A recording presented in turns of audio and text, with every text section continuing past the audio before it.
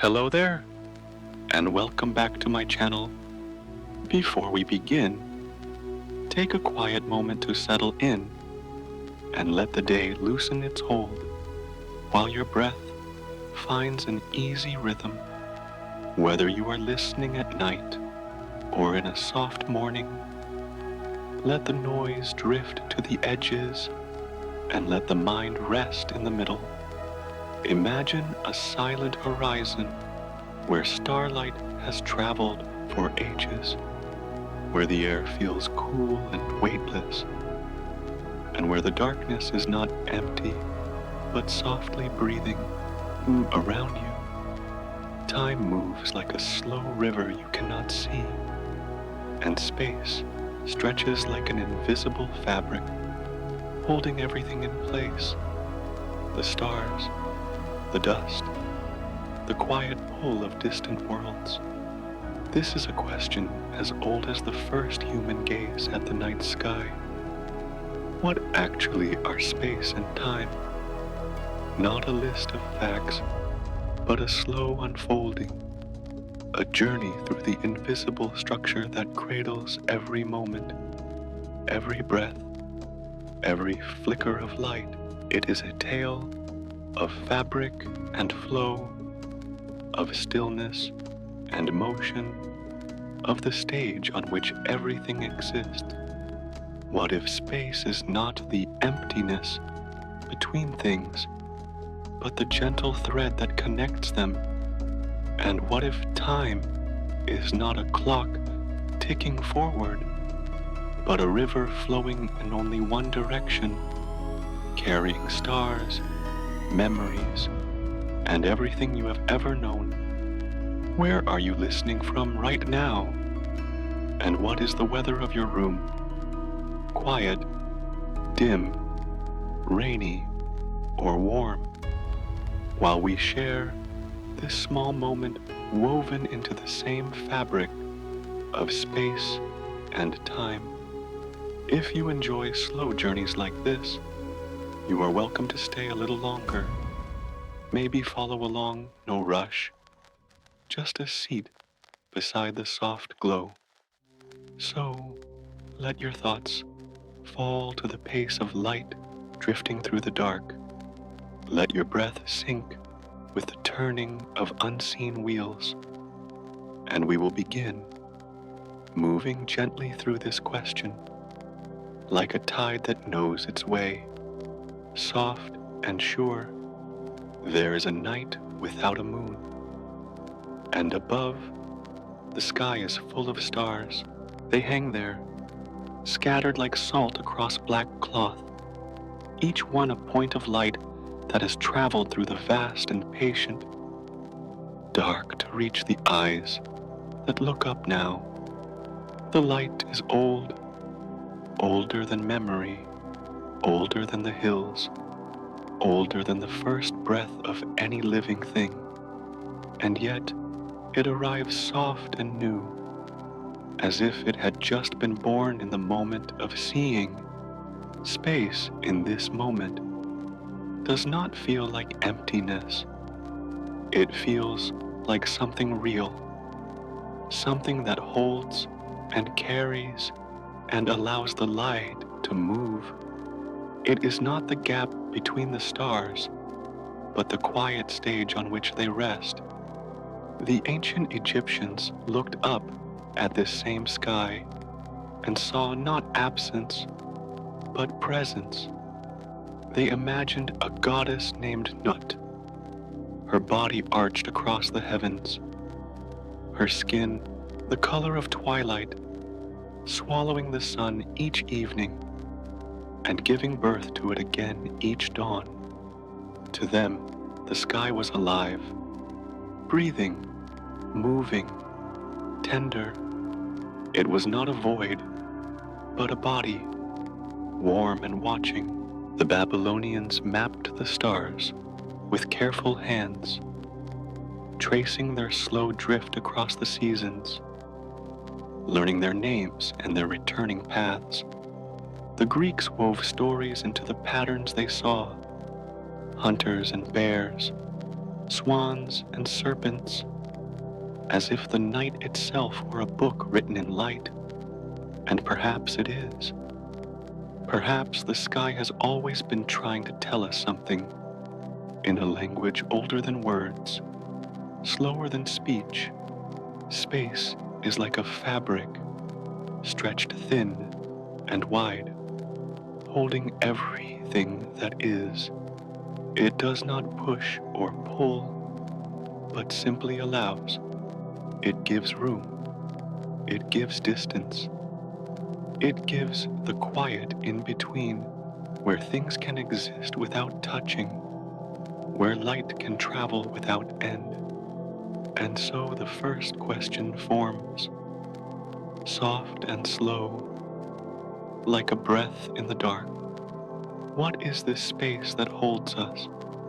Space has three directions, forward and back, left and right, up and down. Every point within it can be phoned, can be named, can be reached if one moves long enough in the right direction. But space is not rigid. It does not hold its shape the way a box does, with hard edges and fixed corners. It bends, it curves, it gives. Imagine an ant walking across the surface of a balloon. To the ant, the surface feels flat, endless, with no edge in sight. But from above, from a distance, the curve is clear, the balloon is round, and the ant is walking along a surface that bends back toward itself, gentle and continuous. Space, too, can curve like this, not in a way we can see with our eyes, but in a way that light reveals, that gravity pulls, that time follows. In dreams, the mind creates space that has never existed. Rooms appear with doors that lead nowhere. Hallways stretch longer than they should. Staircases fold back on themselves in ways that defy all logic. And yet, in the dream, it feels real. The dreamer walks through these impossible architectures without question, because the brain has made a space and the brain believes it. Space in dreams is as real to the sleeping mind as the space of the waking world. Both are structures, both are stages, both allow movement, presence, the feeling of being somewhere. Space is like fabric, not stiff like wood, but soft like silk, able to stretch and sag and hold the weight of what rests upon it. The galaxies, the stars, the small blue planet turning in the dark, they all rest in space, not floating in nothing, but held by something, cradled by the gentle give of the fabric itself. And between them, in the vast distances that seem so empty, there is not absence. There is space. There is structure. There is the quiet medium through which light can travel, through which gravity can reach, through which time can flow. Space is not nothing. It is the canvas. It is the breath between words. It is the pause that makes the music. And as the mind begins to settle into this idea that space is real, that it curves and holds and breathes, the question shifts softly, like a leaf turning in a stream, towards something just as quiet, just as vast, the nature of time itself. Time is not a clock. It is not the hands turning, not the numbers changing, not the chime that marks the hour. Time is something deeper, something that moves beneath all of this, Like a current beneath the surface of a river, it flows in one direction only, from what has been toward what will be, and it carries everything with it: memories, moments, the light of distant stars, the fall of leaves, the breath you take now, and the breath you will take next. Time is sometimes called the fourth dimension, as if it were another direction, like up or down, left or right, but it does not feel like a direction. It feels like a passage, a slow, steady drift. You cannot turn around in time the way you turn around in space. You cannot walk backward into yesterday, no matter how much you might want to. Time moves forward, always forward, like a river that has no source you can see and no mouth you can reach. The ancient Greeks told a story of Kronos, the god of time, sometimes shown as an old man with a long beard, sometimes as a serpent eating its own tail. They said that time was like a river, wide and deep and endless, and that no one could step into the same river twice.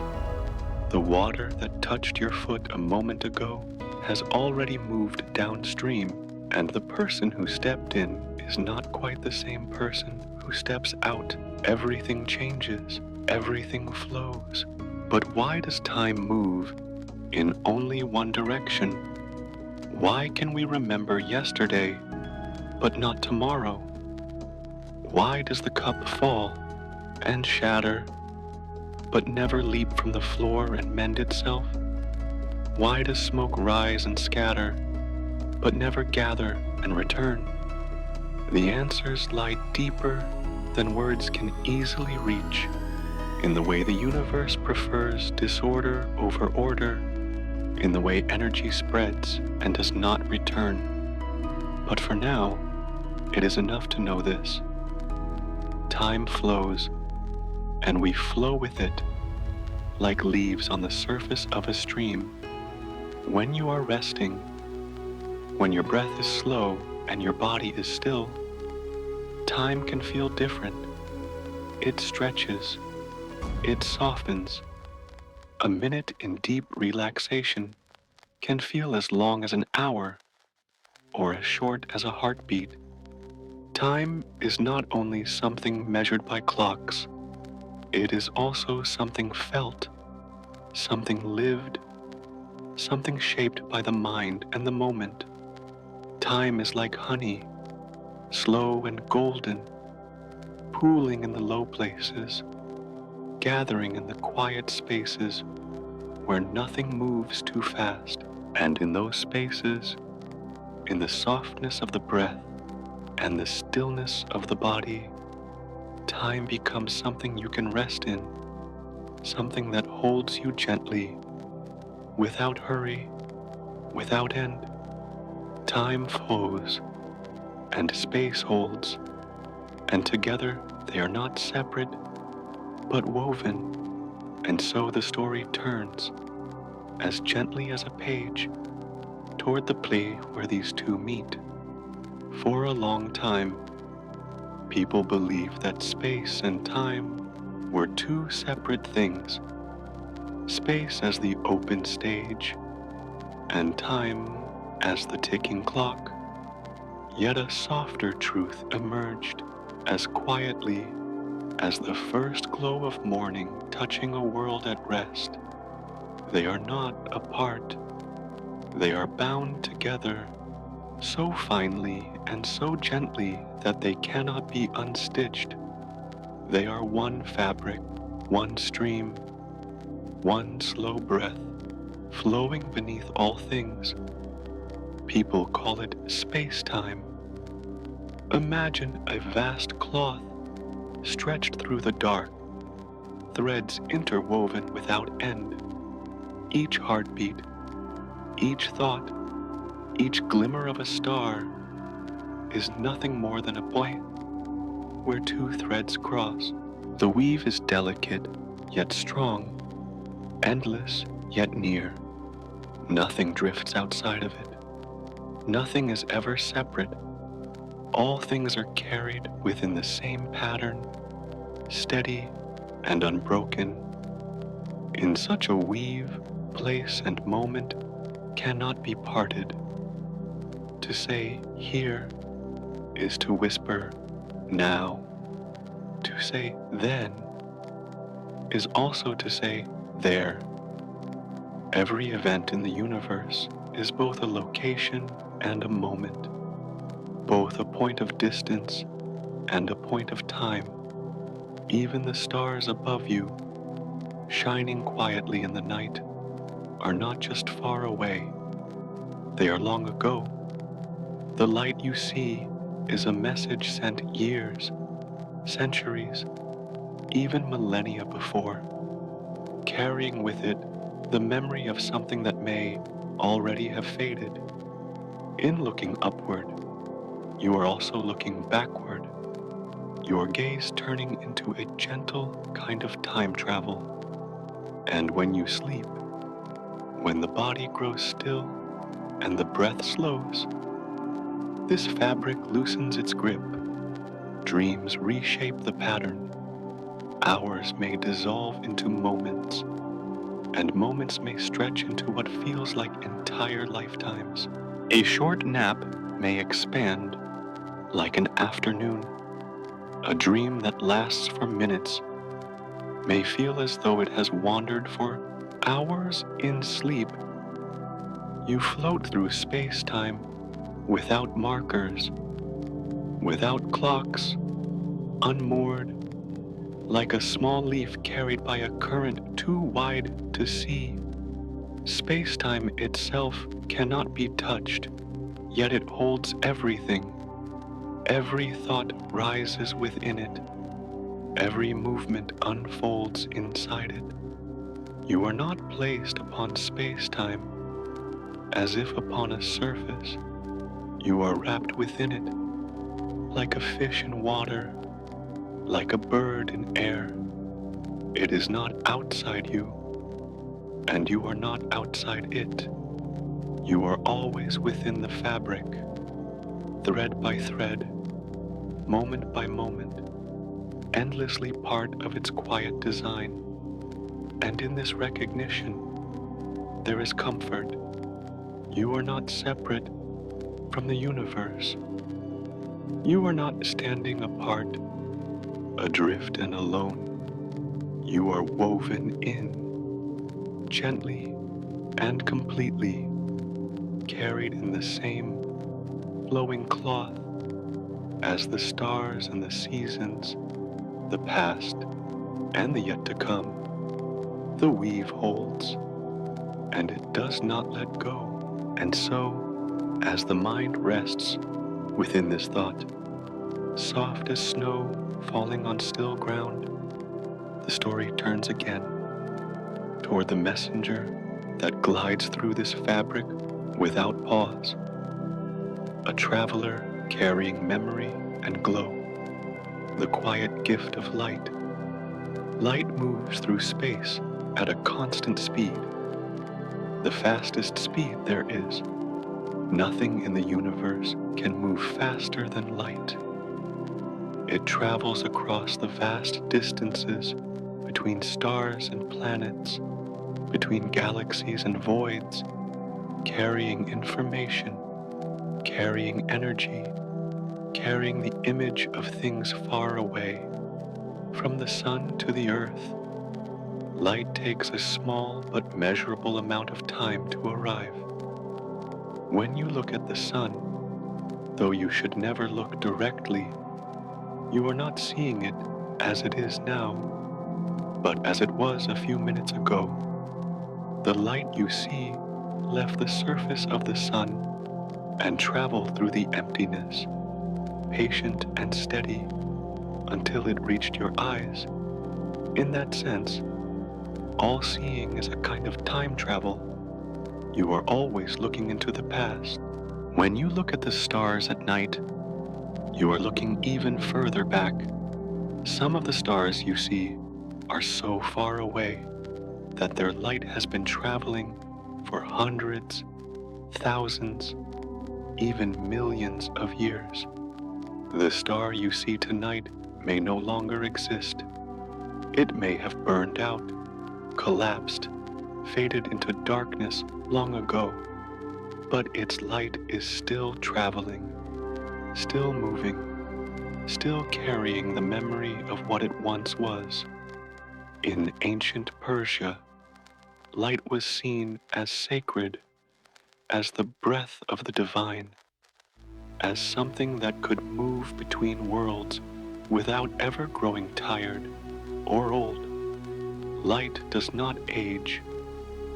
A photon of light that left a distant star a billion years ago is no different, no older, no weaker than a photon that left a candle flame a moment ago.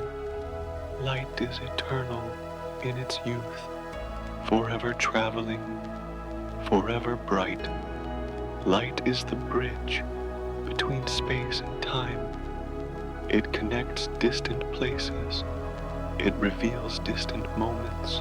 It is the thread that stitches the fabric of space-time together, allowing us to see, to know, to touch, even if only with our eyes, things that are impossibly far away. Imagine the light from a single star, a thin beam traveling through the dark, carrying its soft glow across the silent void. It does not rush. It does not tire. It simply moves, steady and sure, like a breath in the night, like a whisper across water. And when it finally reaches you, when it touches your eye and becomes a point of brightness in your vision, it has completed a journey that began long before you were born, a journey through space-time, through distance and duration, through the quiet vastness of the universe. And so light, in its patient traveling, reminds us everything is connected. Every point of space touches every moment of time. The universe is not a collection of separate things, but a single flowing, luminous whole. And in that thought, soft and still, the first chapter comes to rest. The flow drifts onward, as though carried by the same quiet current that holds space and time together. And the breath of thought moves gently toward another mystery, one that is felt with every step upon the earth, yet seldom seen with the eyes. For a long while, what kept bodies close to the ground, what brought the apple down, what guided the moon along its patient circle, was imagined as a force stretched invisibly across emptiness, pulling as a wand might draw another closer. It was pictured as a thread, unseen yet firm, constant as the returning of each dawn. Later, another vision appeared, soft and subtle, listening to the silence between the facts. Gravity revealed itself not as a hand that pulled, but as a quiet fold in the stage of the cosmos, a soft curve where stars and planets drifted as though lulled by the fabric itself. Space and time, joined together, do not stand stiff and rigid like a box, but give way as silk gives way beneath weight. A star or a planet does not command or grasp. It rests, and the fabric curves around it, forming valleys, shaping paths, laying out lines along which others drift. It is not the grip of a hand, but the slope of a hill, guiding travelers with the quiet persuasion of the land itself. The image is often told of a cloth stretched wide, with a heavy sphere laid upon it. The surface bends, it sags, it holds. Another smaller sphere placed nearby does not move straight, but circles, sliding along the hollow as though lulled by the curve. The earth circles the sun, not by the tug of a rope, but by gliding along a hollow carved in silence, as though it were a bead resting in a bowl of night, moving where the curve invited it. The sun itself does not reach for earth. It is a weight resting in silence, bending the stage beneath. Around that curve, the earth follows a line that feels natural, effortless, repeating like a dream each night without the need of thought. There is no strike, no sudden clash, only the steady drift of motion shaped by curve, the way water follows the bend of its riverbank, without doubt, without strain. The people of the north once said that Odin, seated on a high throne, could see across 9 realms from one vantage. His throne was said to rest at a place where the worlds bent together, where vision could slip through folds of space and time, like looking down a deep well.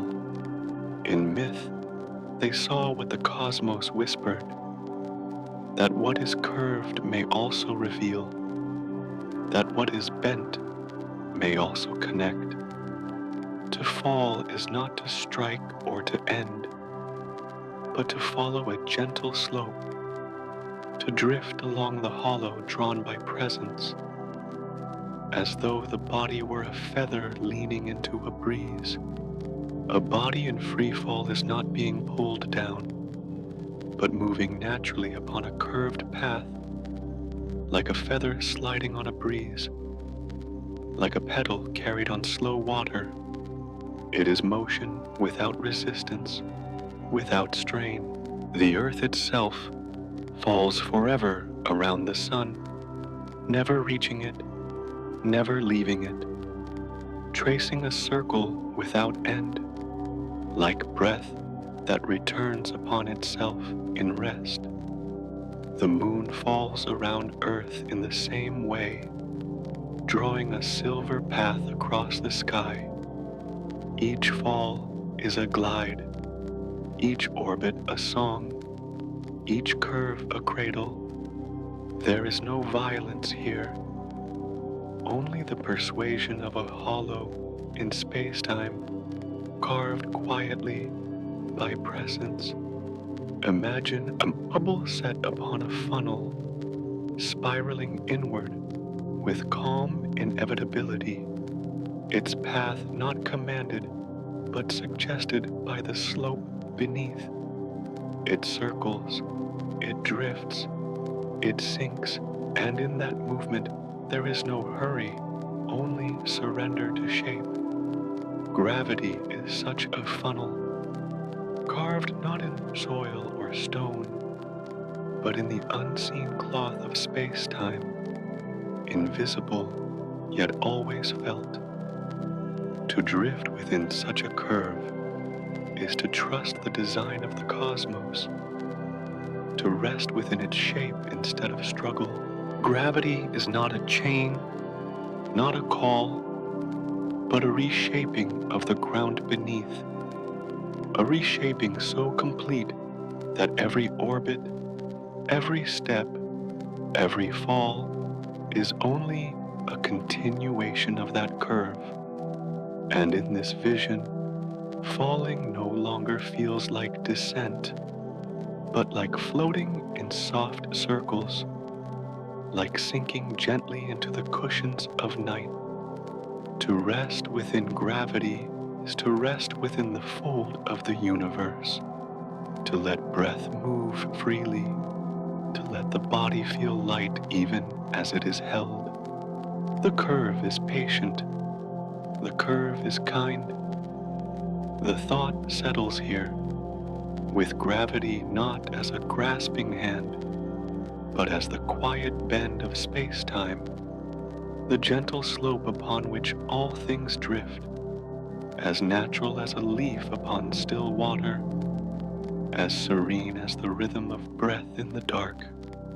From the curve of space, the thought drifts gently into the flow of time.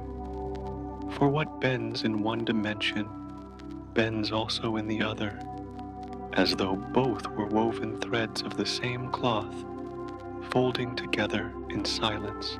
Time, though often felt as steady and unchanging, is not immune to weight. Near great masses, the flow slows, thickens, stretches like honey sliding down glass, golden and reluctant. Reluctant not from resistance, but from depth. It does not hurry there. It lingers, as though gravity's presence does not only shape where bodies move, but also how moments pass. Upon the peaks, time trickles with a rhythm faintly swifter, while near the sea it lingers, almost imperceptible, like two breaths taken at different lengths, both real, though barely felt. The clocks upon high peaks tick a little faster than those kept near the shore, a reminder that time itself is pliant, willing to bend and stretch when pressed by the weight of the earth. It is not a rigid ruler, but a current that can be slowed, a breath that can be drawn longer or shorter depending on where it flows. The difference is small, softer than a whisper, yet it is there, as real as the fading of stars or the drift of tides high upon the mountains. Moments seem to slip more lightly, while by the ocean they linger, drawn close as though into the embrace of the earth itself. It is a truth, gentle and precise, measured, yet also poetic. Even age itself bends, and the rhythm of life carries tiny variations depending on altitude, like the shifting tempo of a song sung at dawn versus one sung at dusk. To imagine this bending is to picture a stream of honey flowing with patience, forming thicker pools near heavy stones, slowing its trickle where the weight is strongest. Near stars or planets, the river of moments grows thicker, each drop of time lingering longer, as though reluctant to fall away into silence. It is not resistance, but gravity's quiet hand upon the clock, unseen but always present. Near the mouth of a black hole, the bending deepens, tender in its vastness. Time stretches until it almost stops, a river pooling into stillness, a breath held endlessly within the dark. To stand on such an edge would be to watch the universe rush forward elsewhere, while one's own moments linger, stretched into eternity. It is not terror, but a suspension, like resting within a dream that does not end, a stillness that feels infinite. The slowing of time near weight is simply the breath of the universe, drawn longer in some places, softer in others, just as valleys gather water more slowly, just as shadows linger longer in low places, so too does time rest differently depending on where it flows. The cosmos does not measure with rigid tools. It allows bending, curving, soft variation. It holds moments the way a hand might hold water, some slipping faster, some staying longer, yet all still part of the same river. Within this bending, there is also a quiet gift, the realization that time is not a fixed and merciless march, but a fabric that yields, a current that adapts, offers a sense of rest.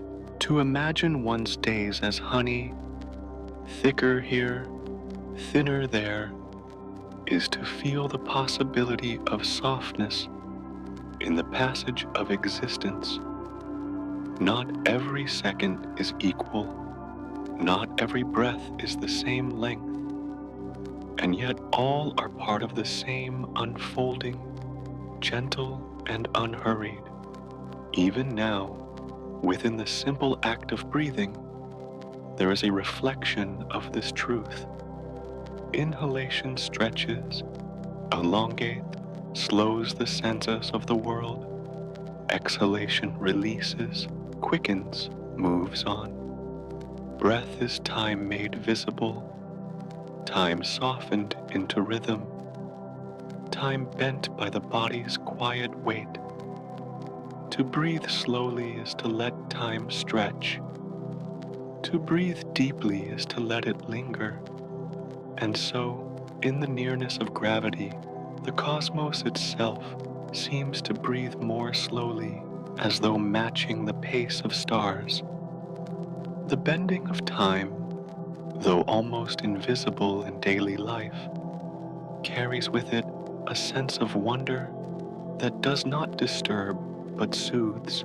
It suggests that moments are not fixed stones laid in a path, but shifting lights upon water, stretching or shrinking with the presence of mass. It turns the thought of time from an iron arrow into a golden drift, pliant and forgiving, never harsh.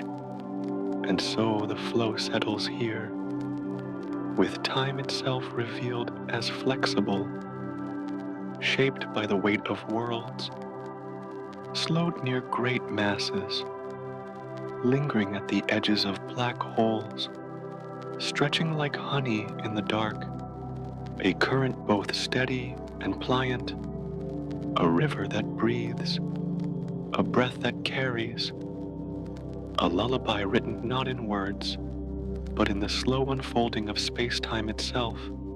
From the gentle bend of time, thought flows naturally into another quiet realization. The stage of the cosmos itself does not stay still. It loosens, it stretches, it grows wider beneath the stars, like fabric breathing softly in the dark. Space is not frozen. It lengthens slowly, so quietly that the widening is only seen when gazing at faraway galaxies, their light drifting through millions of years. They do not rush apart like ships sailing through a sea, for their motion is not the cause. Instead, the cloth of space between them is unfolding, carrying each one farther from the others. A simple picture helps the mind rest with this idea. Dots upon the skin of a balloon. The dots never move on their own, yet as the balloon swells, each dot finds itself more distant from the rest. Galaxies resemble those dots, resting quietly while the fabric beneath expands. They are passengers rather than travelers, borne along by the breathing of space. In the ancient songs of the Hindus, there is the image of Brahma, the creator, who inhales, and the cosmos folds inward, who exhales, and the cosmos spreads outward. These breaths are not fleeting, but span billions of years, each cycle as slow as sleep, as patient as the rhythm of waves returning to shore. The expansion of the universe is such an exhalation, soft and steady, as though the divine itself were sighing in rest. This widening does not push into some larger container. There is no outside waiting for it to grow into. The expansion is the making of space itself, as though the stage is woven while the play unfolds. To imagine an edge would be to misunderstand. There is only more cloth being drawn out, no rim, no wall, only a spreading without boundary. The beginning of this breath is often pictured as a point impossibly small, holding within it all that now exists. Like a seed tucked beneath the soil, it held the potential of stars and rivers, of mountains and eyes. Then it blossomed, the unfolding of petals, not in haste, but in steady widening. Galaxies took their places as the bloom opened. Stars ignited like sparks within the petals. Worlds circled quietly, each in its own orbit, each in its own rhythm. To hold this image is to feel breath within the chest. With every inhale, the ribs lift and the lungs fill. Space inside grows wide. With every exhale, that space releases. The air drifts outward, and a hush follows. The universe mirrors this, breathing on scales too vast for the human mind, yet gentle enough to resemble the rise and fall of the body in rest. Expansion does not shout.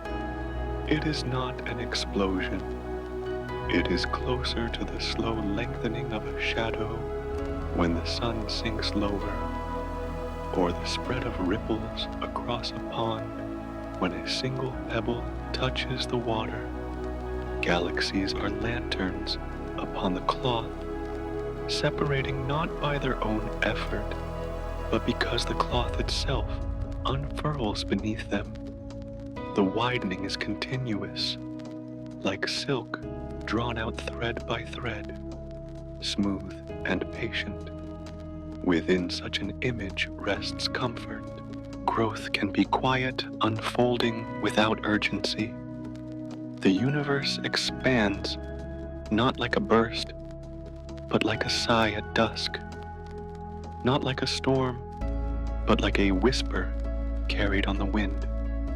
The mind, resting in this thought, may feel its own space widen, a gentle sense of openness within the chest, as though mirroring that slow cosmic breath.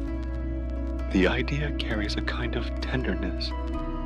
All things are part of the same unfolding.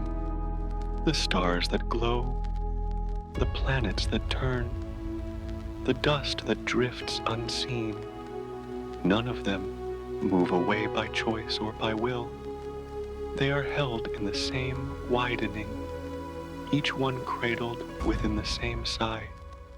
Expansion is not a scattering, but a holding, a stretching of the fabric that keeps everything together. So the image lingers, steady and calm. Galaxies like ink dots upon a balloon. Space itself as a cloth that grows wider. The universe as a lotus that blooms endlessly, petal after petal, opening without haste. There is no rush, only the slow drift outward. All things are carried along, like leaves upon a river too wide to see its banks, floating in unison upon the same gentle tide. And in this vision, expansion becomes a lullaby, not a warning. The cosmos breathes. It stretches softly. It flowers without end.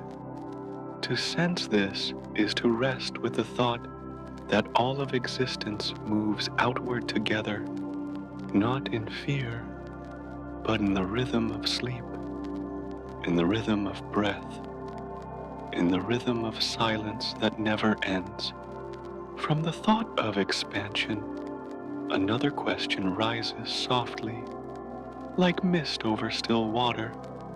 If the universe stretches, can it ever come to an end? Or does it continue without boundary?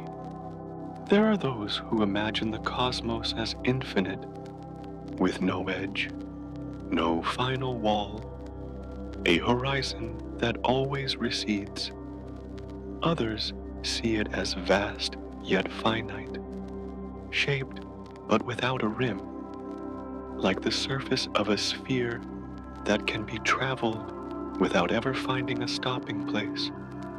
The mind searches for borders, but space offers only openness.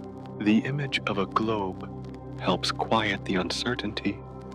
Its surface is limited in size, yet no walker ever finds a cliff where the land ceases. An ant placed upon a ball may wander forever, turning in circles, tracing lines, yet never meeting an edge. The journey is endless, not because the ground has no shape, but because it curves back into itself. So too may the universe curve, folding toward itself like a circle extended into 3 dimensions, a form without margin. Within such a vision, space is not flat and endless, but curved and whole, carrying each traveler upon path that could one day return to their beginning. To move forward without end might still lead back, not by reversal, but by the gentle wrapping of the cosmos upon itself. In the teachings of Buddhism, the Huayan Sutra whispers of a truth both delicate and vast. Within a single speck of dust lies the entire universe, and within the universe rest countless specks. No beginning can be pointed to, no ending can be named. Existence is portrayed as a web without center or edge, where every part contains the whole, and the whole reflects every part. Infinity and finitude melt together in a vision of endless interconnection. To walk in such a universe is to step across a stage where every direction continues, each road leading into more distance. The path may circle unseen, but the size is too great to verify. If a traveler were to go straight without rest, the path might one day bring them back to the place from which they began, though the journey would be so long that lifetimes could not encompass it. The possibility remains a quiet thought, untested, like a dream not yet dreamed. The sense this brings is not of confinement, but of release. A universe without edges allows drifting without fear of walls, wandering without worry of arriving at the last step. The motion feels eternal, a floating within boundlessness, like a leaf carried on wind that has no end. The absence of borders becomes the presence of freedom. Even the notion of boundaries softens when imagined this way. A horizon always appears, but moving toward it only creates another and another beyond. Horizons are not edges, but markers of sight, receding always as one advances, like waves that seem near, yet fold into distance. What feels finite to the eye may be limitless to the path. In stillness, this thought soothes like a lullaby. Space may not promise a clear answer, but it invites surrender to vastness, whether infinite or curved upon itself. It offers no harsh edge, no sudden break.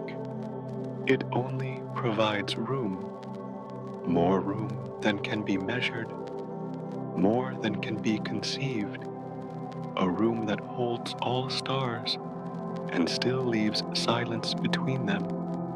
The universe may be finite like a globe, or infinite like an endless plain, yet in either form, the feeling is the same. No final border halts the drift.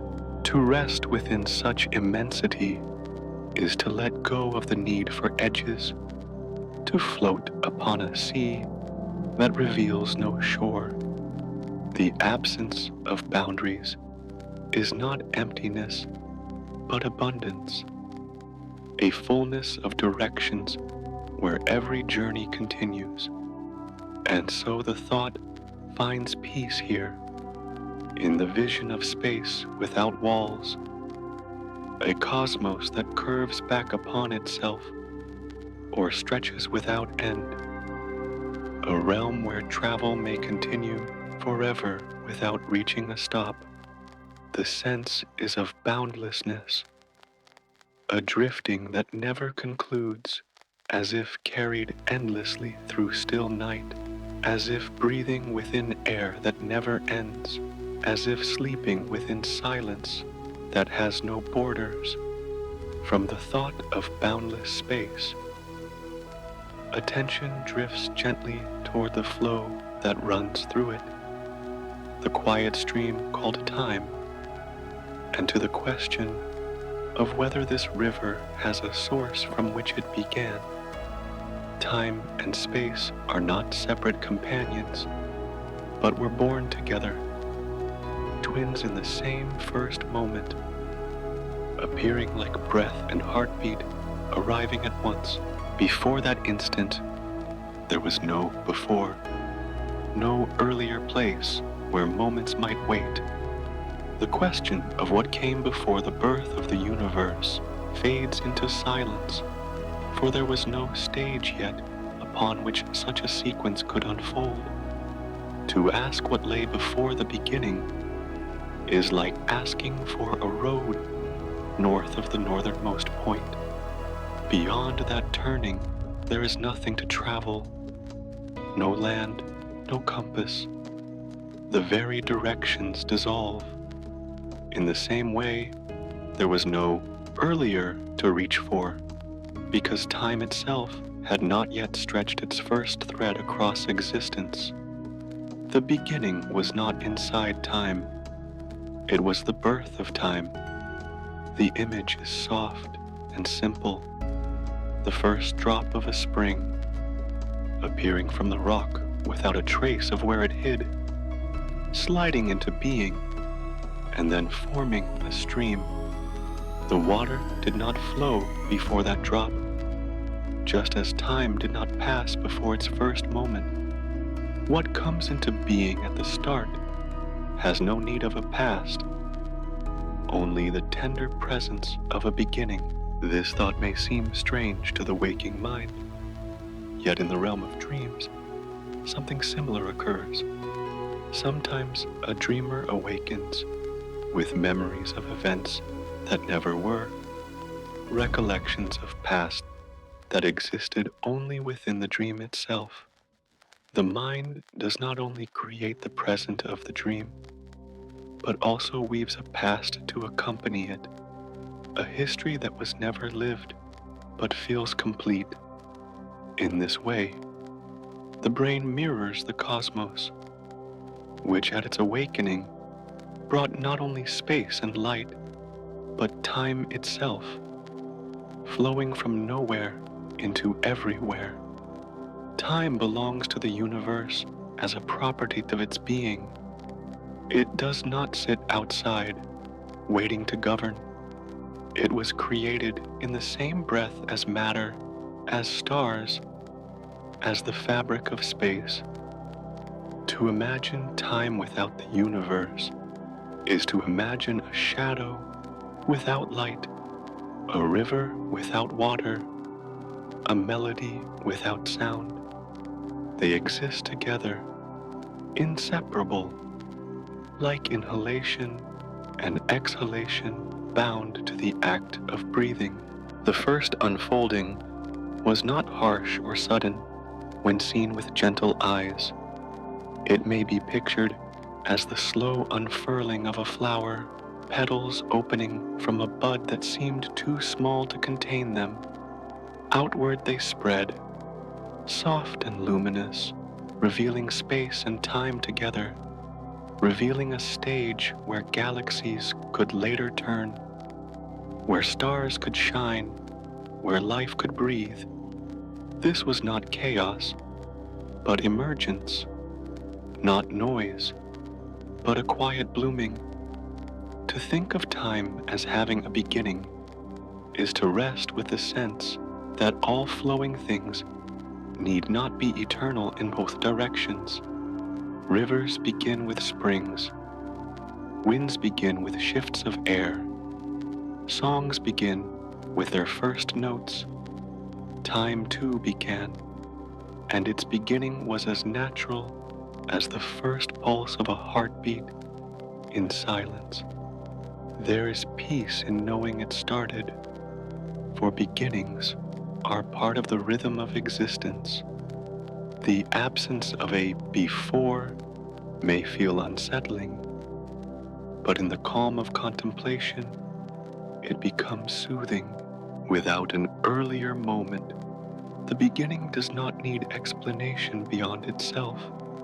It simply is, like dawn after night, like the first stir of wind across still grass. There is no need to ask what preceded the first light, for the presence of light itself is enough. And so, time is not an eternal ruler, stretching endlessly backward. It is a gift of the universe, a feature of its unfolding.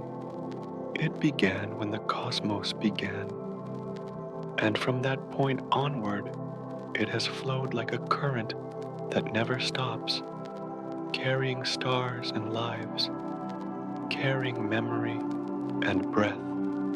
The first instant was a quiet offering, a moment appearing gently, without thunder, without violence, as though whispered into being.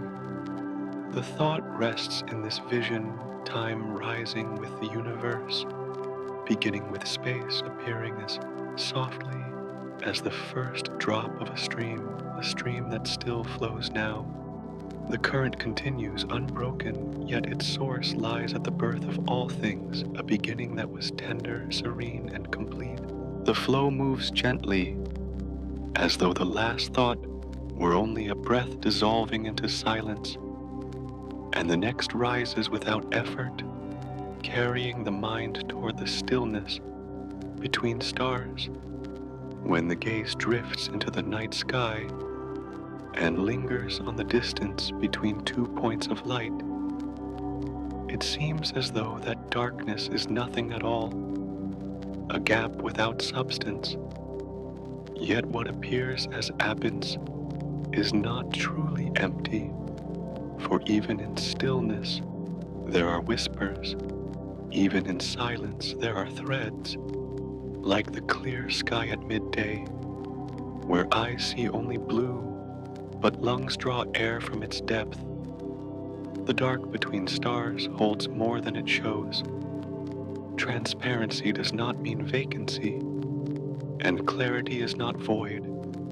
Within the hush of interstellar night, something unseen moves softly, smaller than dust, lighter than breath, yet present as surely as the breeze felt upon the skin. What seems like nothing carries the quiet murmur of a living fabric. Taoist teachings once spoke of the great void, the Da Shu, not as barren silence, but as a womb of possibility, a place where all potential rests in stillness before it blooms. From emptiness comes form, from nothingness comes presence, as a flower rises from soil unseen beneath the earth. The vacuum, then, is not a desert, but a cradle, the mother of things, holding within its silence the seeds of galaxies and the spark of light. The vision of a quiet lake at night may soften the thought. Its surface lies still, smooth as polished stone, yet beneath currents wander unseen. Fish drift with gentle flicks of fins, and the water itself hums with hidden life. To look only at the mirror of the surface is to believe in stillness, but to imagine below is to feel the secret stirrings. In this way, space too is never bare. It holds hidden motion, secret tide. The vacuum, though named as nothing, has a texture that escapes the eye. It may be pictured as a silk cloth stretched so finely that it seems smooth to sight, yet to the hand it reveals threads, soft ridges, a weave so delicate it hums beneath the fingers. Space resembles that cloth, unbroken, seamless, yet alive with the faintest vibrations, the quiet shiver of possibility. Even two simple plates, left alone in what seems like emptiness, are slowly nudged closer, not by rope nor by wind, but by an unseen hand that rests between them. This quiet motion, known to thought as a quantum whisper, feels less like force and more like presence, as though the void itself breathes gently and the plates respond by drifting closer in kind. What was called emptiness proves instead to be filled with invisible sighs, guiding objects with tender touch. The sense that arises is one of a universe alive even in silence, moving even in stillness, restless yet serene. The spaces between galaxies are not lifeless gaps, but oceans of subtle waves. Oceans too soft to catch the ear, yet steady enough to shape the song of existence. To drift in such space is to drift not in cold absence, but in a sea of quiet vibration, gentle as the heartbeat of night. This thought lingers as a comfort. To imagine the void as barren is to feel loneliness. To imagine it as full is to feel held.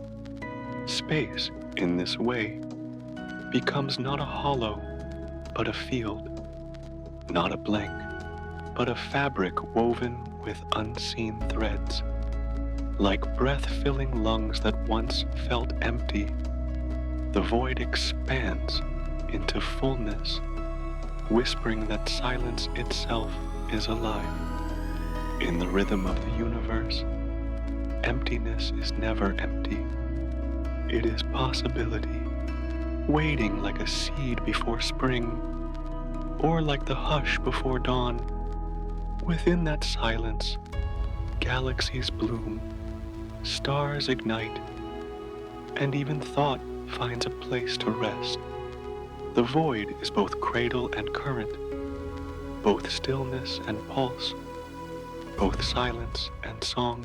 And so the journey pauses here, with the mind resting on the idea that what looks like nothing is filled with everything, that what seems barren is alive with potential, that space itself breathes softly beneath its veil of darkness.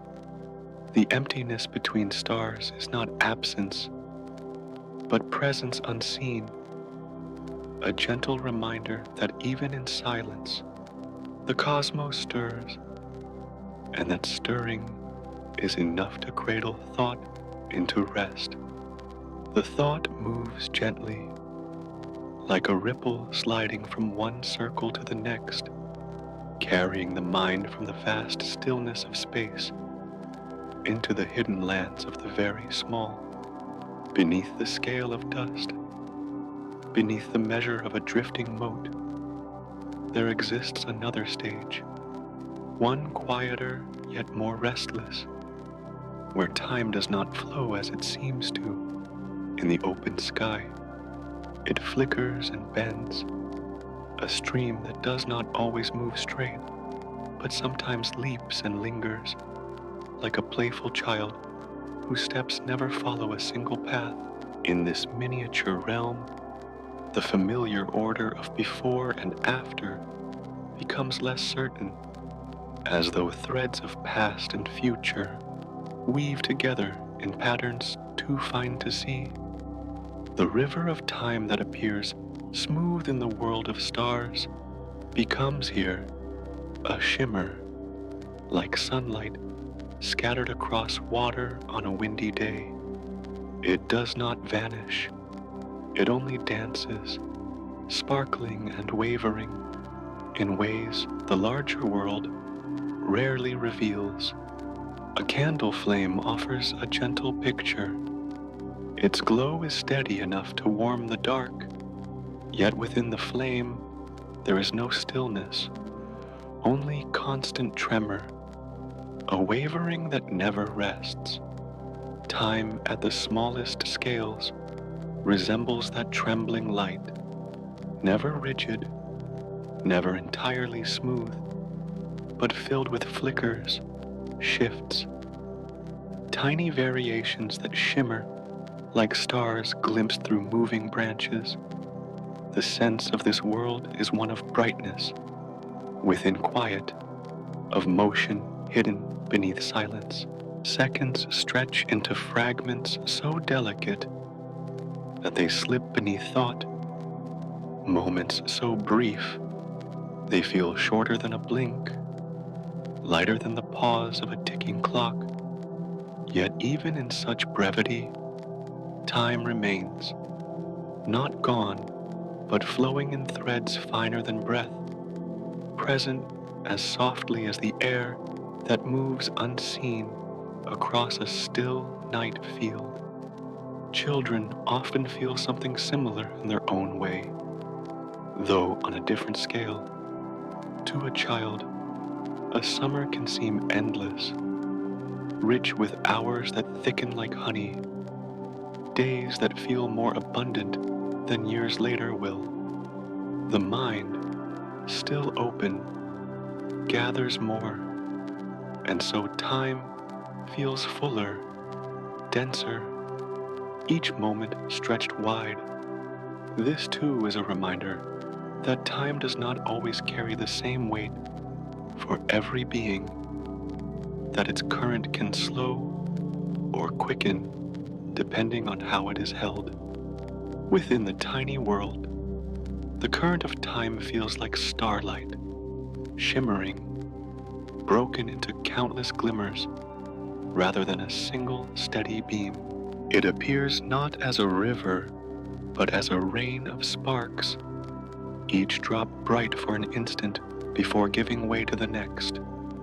The rhythm is not lost, only transformed, delicate as the flutter of a moth's wings, fragile as dew before dawn. Though these intervals are too short for human senses to grasp, the thought of them need not be heavy. They can be pictured as a soft twinkling, like a night sky seen through half-closed eyes, where stars seem to wink in and out, not with urgency, but with ease.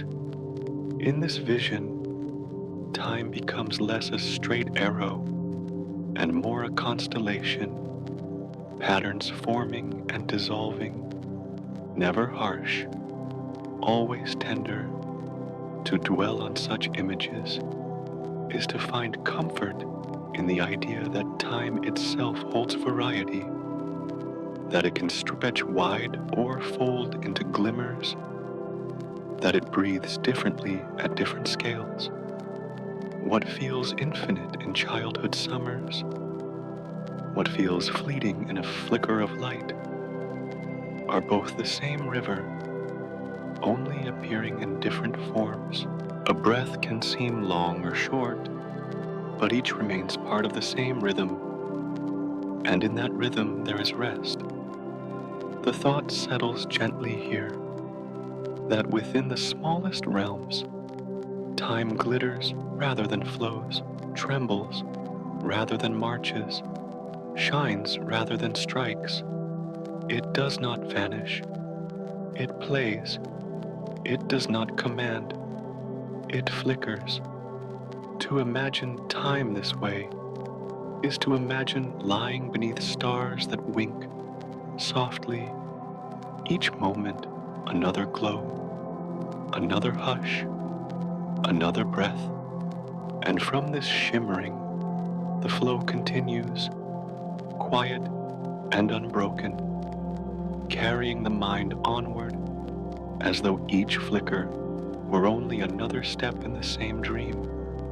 The current of thought drifts onward, slipping from the shimmer of tiny time into the quiet possibility of other realms, places that may exist beside this one, yet remain unseen, like shadows cast just beyond the edge of vision.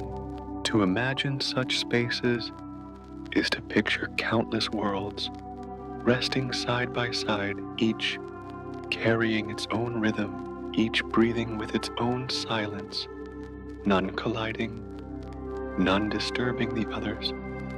They move like dreams, belonging to different dreamers, each dream complete, each separate, yet all suspended in the same night. The idea of many worlds does not arrive with harshness. It arrives like a soft vision, as though bubbles of air rose from a still pond, each rounding itself into a sphere, each reflecting its own colors in the light. These bubbles drift without touching, carrying their beauty in quiet solitude, turning and shining in delicate ways, content to share the same breeze without struggle.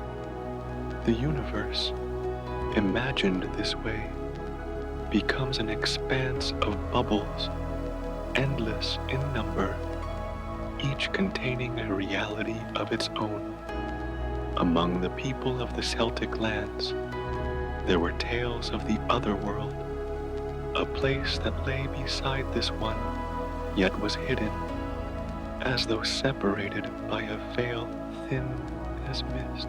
It was said that only a doorway could reveal it, and that once entered, time would not flow in the same way. A single day spent within might pass as centuries outside, and one who returned would find the world transformed while they themselves remained unchanged. In this telling, the other world was not far away, but folded against the familiar, its rhythm different, its silence distinct, yet always near. To hold this myth is to sense how close other worlds might feel, not distant across a void, but adjacent, layered as petals upon a flower. Each petal carries its own pattern, its own hue, yet together they form one bloom, each leaning gently upon the other without merging. So too could the worlds of the cosmos rest together, not clashing, not interfering, only coexisting with a quiet harmony. The imagination offers gentle pictures. Some of these worlds might flow with time moving backward, like a river retreating to its spring instead of to the sea. Others might carry an extra dimension of space, a corridor unseen in this world, yet natural within their own. Each reality would be complete within itself, whole and unbroken, a universe unto itself, breathing its own rhythm, sighing with its own cycles of dawn and dusk. To drift among such images is to rest in the comfort that multiplicity does not mean conflict. Just as clouds may float side by side in the same sky without pressing against one another, so too might these realities drift, each with its own form, its own softness. They do not compete, they do not erase.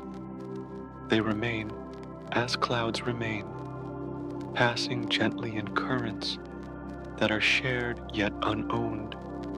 Each bubble of existence could be pictured with its own color, iridescent like soap films in sunlight. One glows with hues of rose, another with the soft shimmer of silver, another with faint green or gold. They hover together in silence, each reflecting, each refracting, each delicate yet enduring. To watch them in the mind is to feel a sense of rest, a reminder that variety can exist without disturbance, that difference can be as peaceful as similarity. In such visions, parallel worlds are not heavy with burden, but light as drifting breath. They exist not as threats, but as lullabies, whispering of infinite possibilities, of countless realities, all soft in their own unfolding, just as one dream fades while another rises in sleep. These worlds carry on beside one another, never colliding, never ending, simply being. The thought lingers here with ease. To imagine these worlds is not to solve them, but to rest within their suggestion, to let the possibility float like a cloud across the inner sky. The mind does not need to grasp, only to drift, breathing slowly, matching the rhythm of the imagined bubbles as they float without rush, without noise.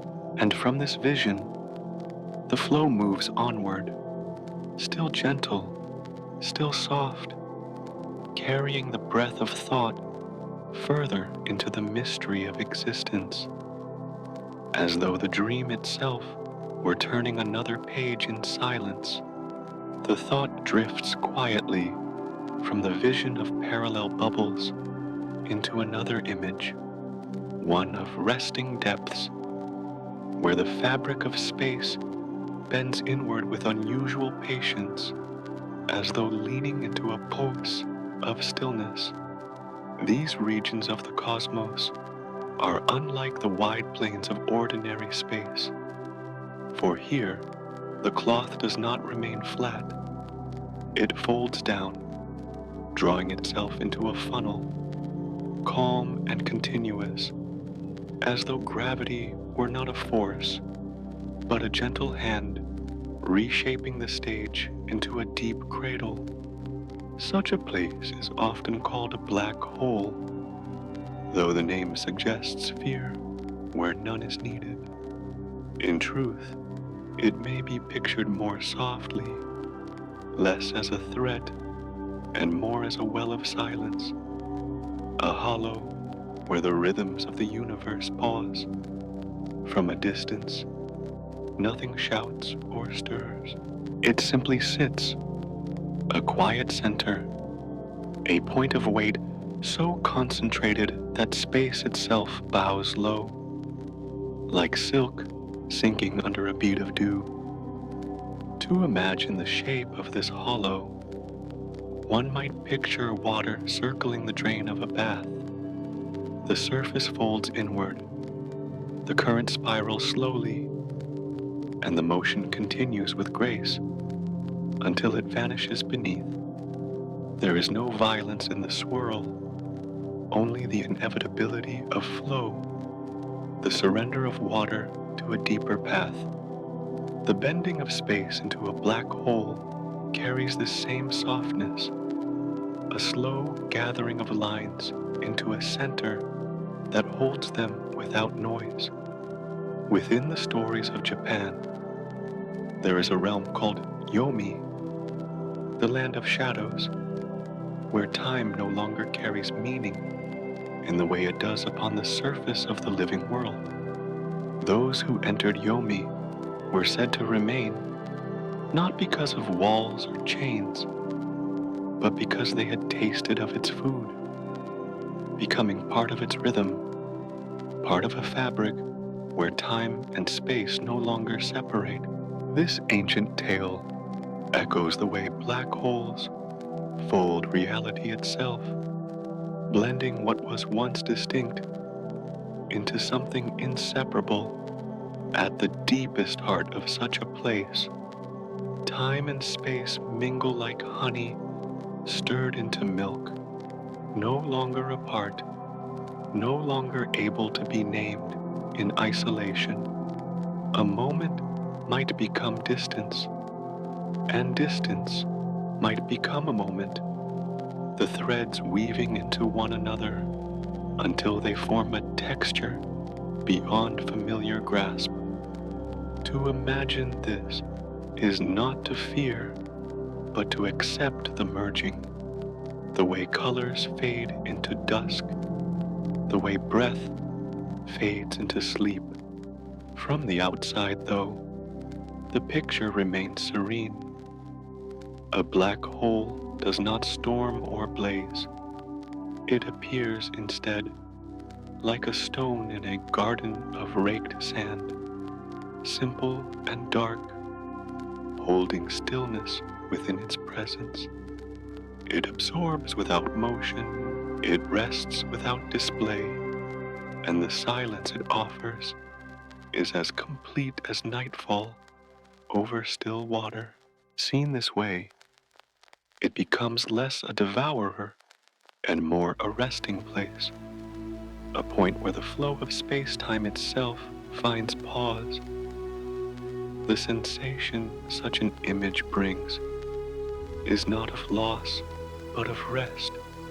To think of a black hole is to think of the universe folding into sleep, tucking itself into a depth where movement slows, where lines end not in breakage, but in transformation.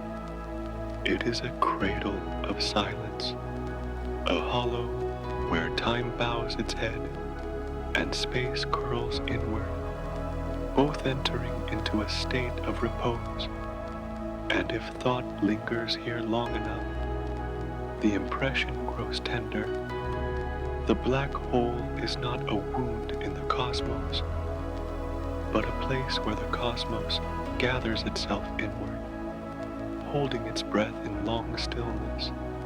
It is not an enemy of creation, but a chamber of return, where the patterns of motion cease their wandering and come to rest in hidden harmony.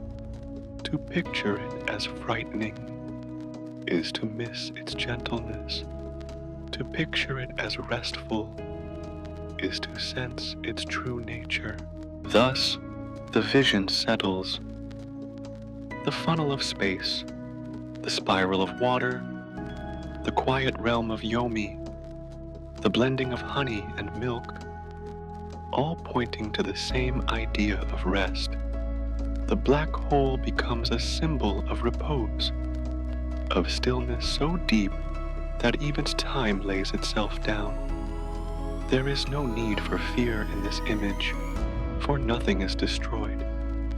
It is only transformed, carried inward, absorbed into a silence beyond measure. And from this thought, the current of the mind drifts softly onward, leaving behind the image of deep rest and moving into the next quiet wonder, as though following the breath itself into another pause, another unfolding. From the quiet depth of space, resting within itself, the thought moves gently onward as though following a faint vibration carried through the silence. The universe does not remain perfectly still. Even in its stillness, there are tremors, subtle as the shiver of leaves touched by the night breeze. Space, vast and unbroken, is not a rigid stage, but a living fabric that can quiver, can ring softly when something great passes through. To imagine this trembling is to picture the surface of a lake under a gentle wind.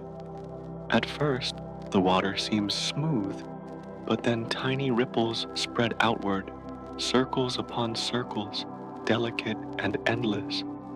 In the same way, when a great event occurs among the stars, two suns colliding, or heavy worlds spiraling inward, the fabric of space stirs.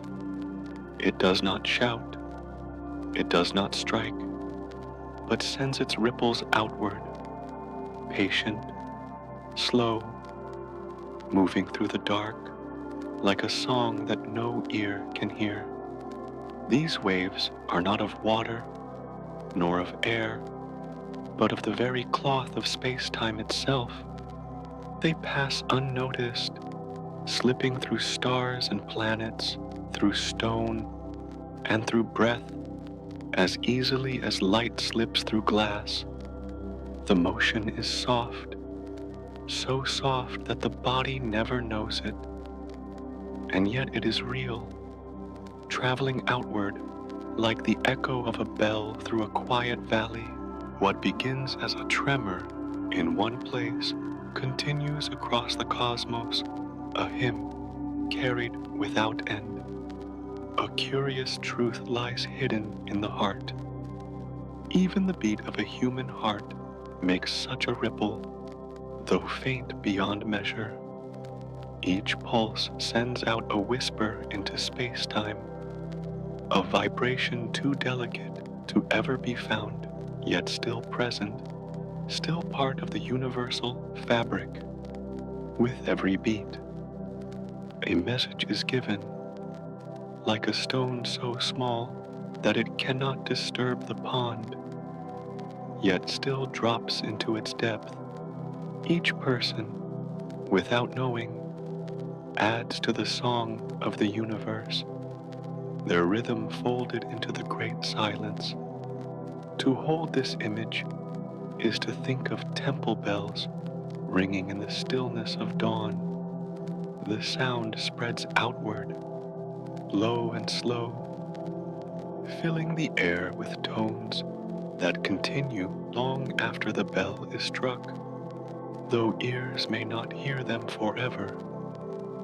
The air still carries the wave, spreading it thinner, wider, until it dissolves into silence.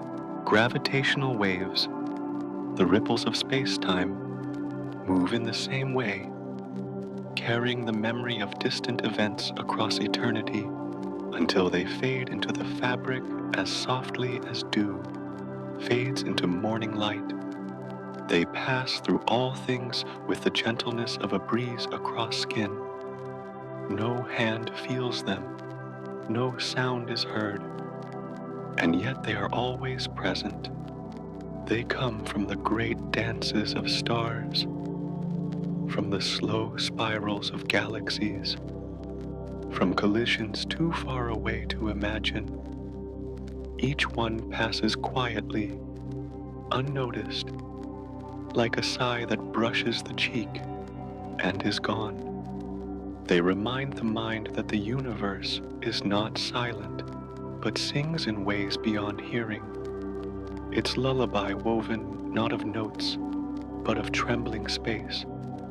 The feeling of these waves is tender, when imagined in rest, it is like hearing the sea from a distance, its surf faint but steady, carrying comfort rather than alarm. Each ripple suggests continuity, a connection stretching across emptiness, linking one moment to another, one place to another, as though all of existence shares the same unseen breath.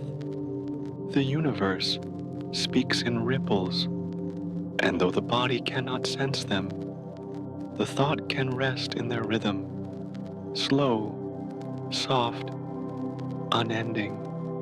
To dwell with this vision is to feel encompassed, as though lying within a great cradle that rocks not with sudden motion, but with waves spread thin across immeasurable distance. Nothing presses, nothing disturbs. The ripples pass gently through, touching without weight, shaping without force. They are reminders that the cosmos is alive with motion even in stillness, always humming, always breathing. And so the thought comes to rest here, in the image of invisible waves, flowing endlessly, as delicate as starlight, as patient as breath in sleep. They are not storms, they are not commands, but lullabies, written into the fabric of space, carrying the quiet song of the universe through every corner. To sense them is to sense that even silence trembles with life, that even emptiness is never empty, but full of the softest music. From this vision of ripples, the flow moves onward, not abruptly, but as though gliding with the waves themselves, preparing to drift into the next mystery. Still wrapped in the rhythm of the cosmos, from the ripples that moved invisibly through space, thought continues its slow drift, flowing toward another gentle mystery, the difference between the time the universe keeps and the time the mind feels. Clocks measure the march of moments with unwavering steadiness, their hands circling in constant rhythm. Yet within the heart and within the breath, time bends in ways no instrument can capture. The body knows both flows, the one that ticks outside and the one that drifts within, and together they form a dual river, flowing side by side. When joy is present, the hours seem to slip away like quicksilver, vanishing before they are noticed. When sorrow lingers, moments stretch long, as if each one were a stone to be carried across an endless field. The same clock ticks, indifferent to the weight of feeling, yet the inner sense of time stretches or shrinks, pliant as fabric, reshaped by emotion. This inner current is as real as the outer one, even if it cannot be measured by gears or pendulums. In ancient India, there was a tale of a king who was invited by a god to ascend to the heavenly palace and listen to a song. The melody unfolded, soft and mesmerizing, and when it ended, the king returned to the earth. Yet what felt to him like the passing of a single song had been the span of generations, the lives of his people already long gone. The story whispers that divine time and human time are never the same, just as inner time and outer time can move in different rhythms, each true, each profound. The brain itself weaves this inner sense, creating its own measure of flow, a time of consciousness as delicate as breath, and as variable as clouds. When the mind is engaged, when many impressions arrive, moments feel thick and abundant, like honey filling a jar. When stillness dominates, when little changes, time feels sparse, like a plain of sand under an unmoving sun. Neither is false. Both belong to the experience of living. Both are threads woven into the larger tapestry of existence. To sense this duality is to picture two rivers running side by side, close enough to mirror one another, but never perfectly aligned. One is the objective stream, steady and exact, flowing like water marked by stones and channels, its pace unchanging. The other is the subjective stream, curling and bending, quick in some stretches, slow in others, shaped by memory, by mood, by the depth of attention. Together they move forward, and a life is lived at the meeting of both. In this vision, time becomes less of a strict ruler and more of a gentle companion, one hand steady, one hand shifting, both carrying the traveler onward. The outer time does not care for laughter or grief, for the beating of the heart or the stirring of dreams, and yet the inner time does not vanish into illusion. It is as real as the feelings it reflects, a river of experience that flows in tandem with the river of the cosmos. To hold this thought is to sense a harmony rather than a conflict. Just as the day holds both sunlight and shadow, so life holds both clocks and feelings, both steady beats and wandering measures. One does not replace the other. They exist together, shaping each moment into something both measurable and immeasurable. The mind rests in this balance, knowing that existence is not one current, but two, flowing side by side, each adding to the richness of the whole.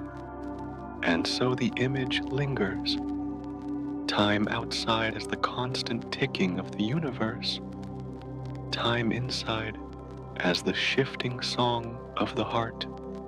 One is the drumbeat, even and eternal. The other is the melody, changing and tender, rising and falling with emotion. Together, they form the music of life, steady rhythm and wandering tune, woven into the same fabric. From this image, the thought drifts gently onward, as though carried by both streams at once, moving without haste toward the next mystery waiting in the quiet expanse. From the two rivers of time, attention drifts gently toward the stage upon which all things unfold, space itself, the quiet expanse that allows form to exist, the unseen architecture that makes life possible. Without space, there would be no room for breath, no distance between stars, no path for motion. It is not only emptiness, but a structure, delicate and balanced, offering just enough dimensions to sustain harmony. Life rests within 3 dimensions, neither fewer nor more. In only 2, a body would have no depth, no chamber to hold nourishment, no way for digestion or circulation to unfold. A living form would be as flat as a shadow on the wall, without the inner corridors needed for breath or blood or growth. And if there were 4 dimensions or more, the paths of planets would not remain steady, their orbits collapsing into chaos, unable to cradle life. The number 3, simple and complete, is like a rhythm in music, balanced, sufficient, allowing all complexity to flower. This balance is not rigid, but tender, offering exactly what is needed. 3 dimensions give the body length, width, and height, enough to create lungs that expand, hearts that pulse, roots that reach into soil. It is a gentle sufficiency, like a bowl that holds water without spilling, like a sky that arches overhead without crushing. The structure of space itself teaches life how to exist, not by command, but by providing the quiet conditions in which harmony can arise. Nature has long obeyed this hidden lesson. Trees, in their patience, place their leaves not randomly, but in spirals, each one angled just so, each one leaning to the side of another. In this way, every leaf drinks light, none overshadowing the rest, each part of the whole receiving what it needs. This spiral is no accident, but the geometry of 3 dimensions guiding life toward balance. The same spiral can be seen in shells, in the turn of galaxies, in the quiet growth of flowers, all revealing the way space instructs without words. The truth may be pictured as a simple dance. Space offers distance, and within distance arises motion. Without space, there would be no between, and without between, no interaction. It is the separation that allows touch, the interval that allows song, the room between stars that allows them to shine. Even the smallest creatures, even the faintest breath, require this gentle spacing, this silent allowance that turns possibility into life. To feel this is to recognize perfection, not in excess, not in deficiency, but in balance. The cosmos does not overfill with dimensions, nor leave them lacking. It offers just enough, like a lullaby with 3 notes repeating in endless combinations, soothing and sufficient. Life grows within this framework as naturally as vines climbing a trellis, finding direction in the spaces between the supports. The trellis does not command the vine.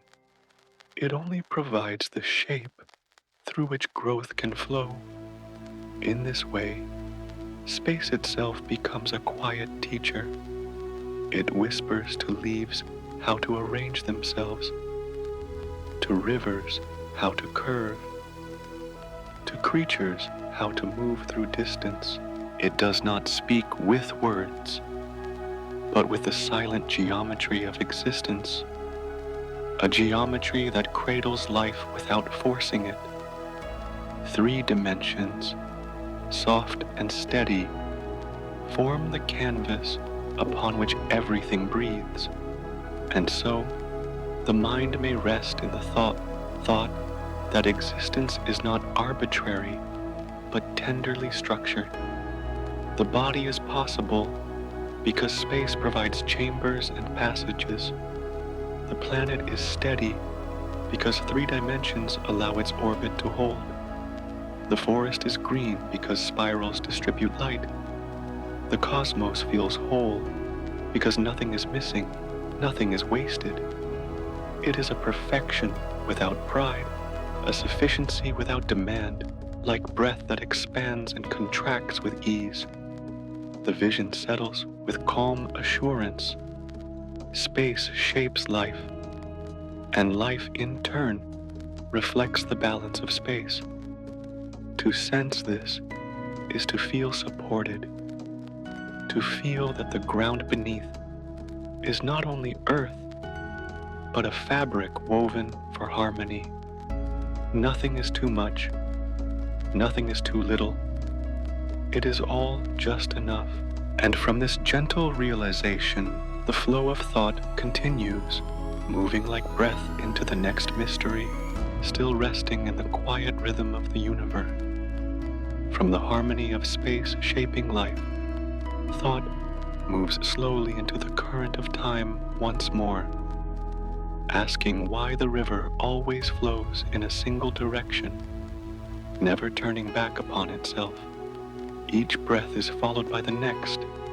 Each dawn comes after night. Yet the stream does not reverse. Time seems to hold an arrow, pointing gently forward, never backward, steady and calm in its persistence.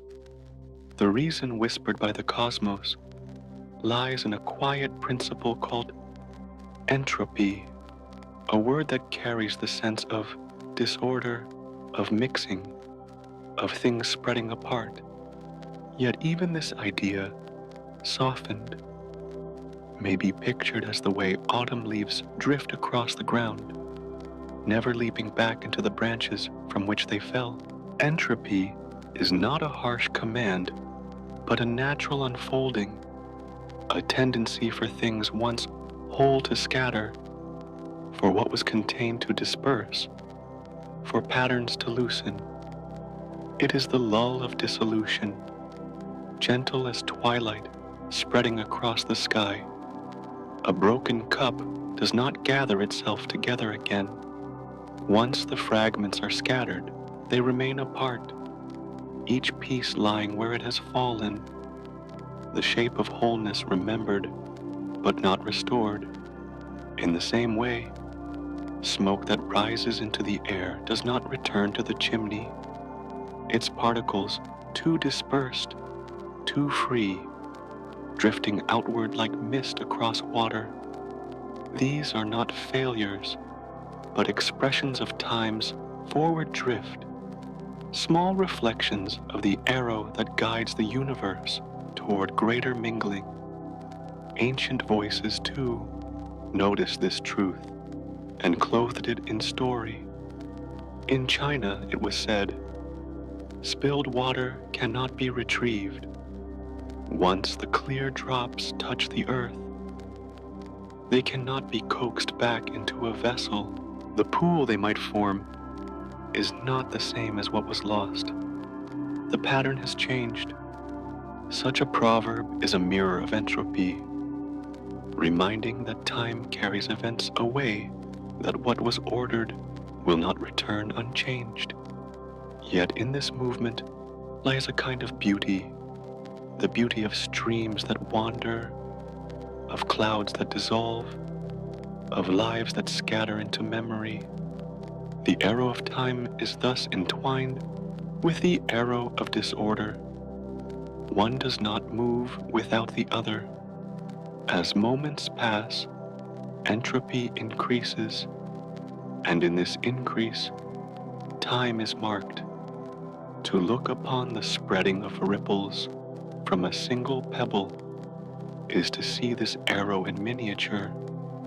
The circles widen, thinning as they go, never shrinking back to the center, never reversing their course. The widening is inevitable, but also calm, without violence, a drifting outward into stillness. The universe itself follows this quiet rule. From an early state of order, compact and contained, it moves gently toward states of greater scattering. Stars burn and release their light into space, never to be reclaimed. Heat drifts outward, thin and even, never returning to the compact glow from which it came. This spreading is slow, unimaginably slow, yet it is steady, like a great forest where one leaf falls after another until the ground is softly covered. The sense may seem solemn, but when held gently, it becomes peaceful. Entropy is not a release, but a release, a letting go. It is the reason that dawn turns to day, day to dusk, dusk to night.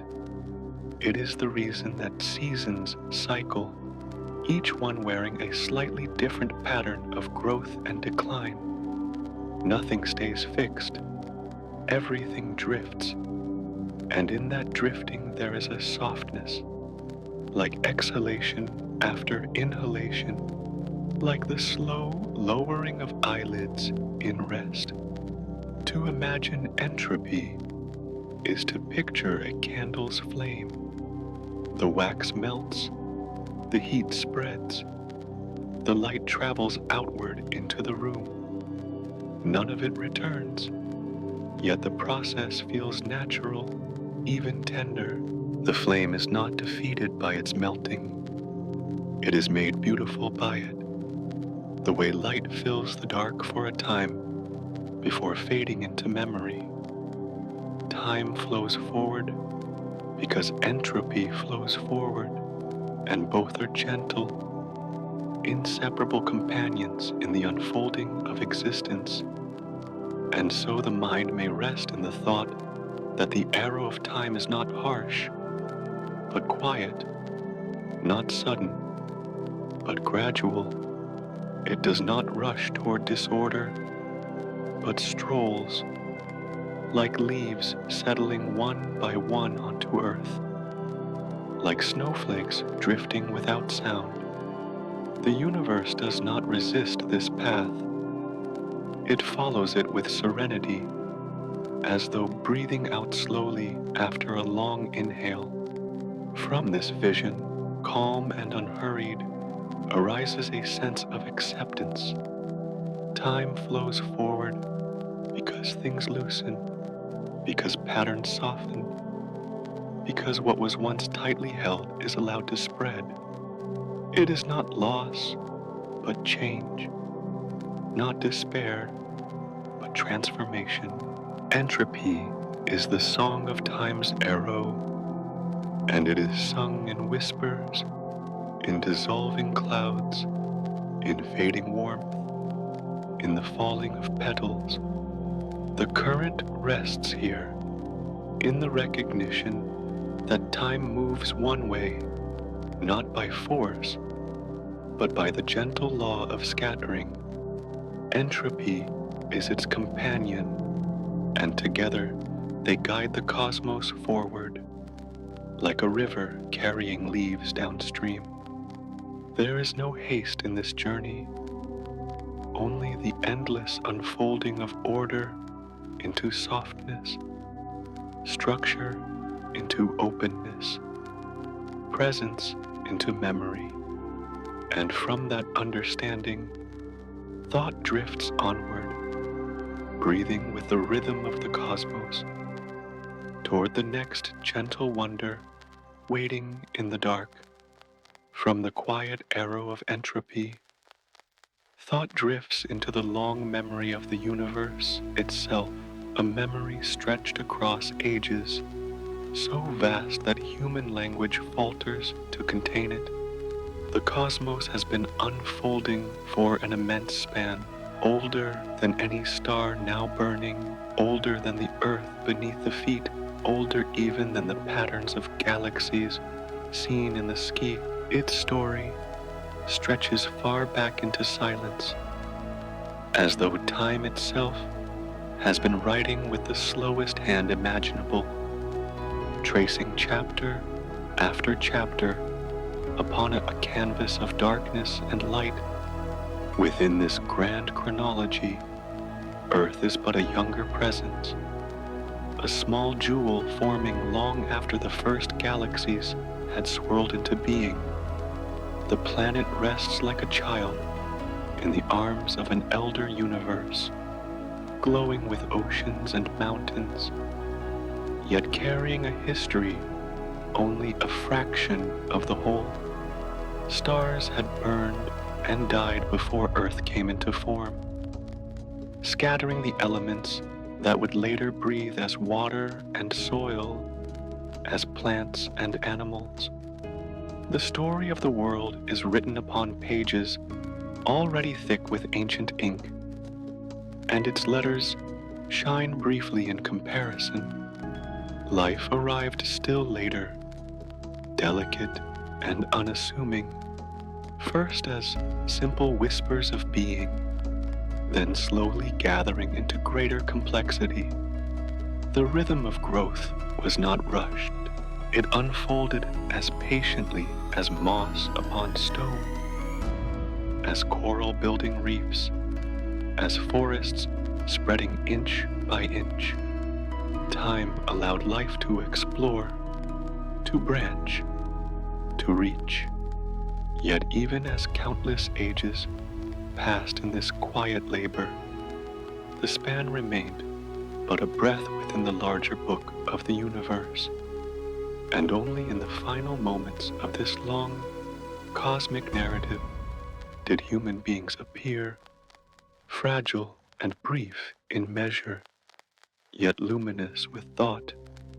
If the whole of cosmic history were pressed into a single year, humanity would emerge in the very last minute of the very last day, a flicker before midnight. The mind cannot hold such compression easily, yet the image brings calm perspective. In that minute, humanity has looked back upon the vastness of the entire year and sought to understand it, to read the earlier chapters, though they were written long before human eyes could see. The entire story of civilization, of language and song, of memory and dream, fits into the smallest fraction of that final moment, a blink in cosmic time, a spark that appears and fades. Yet even within that blink lies depth, meaning, beauty. For what is brief is not without value. The shortest flame still warms. The smallest star still shines. The faintest breath still carries life. To rest within this vision is to feel both humility and significance. The place of humanity in the great expanse is small, yet not empty.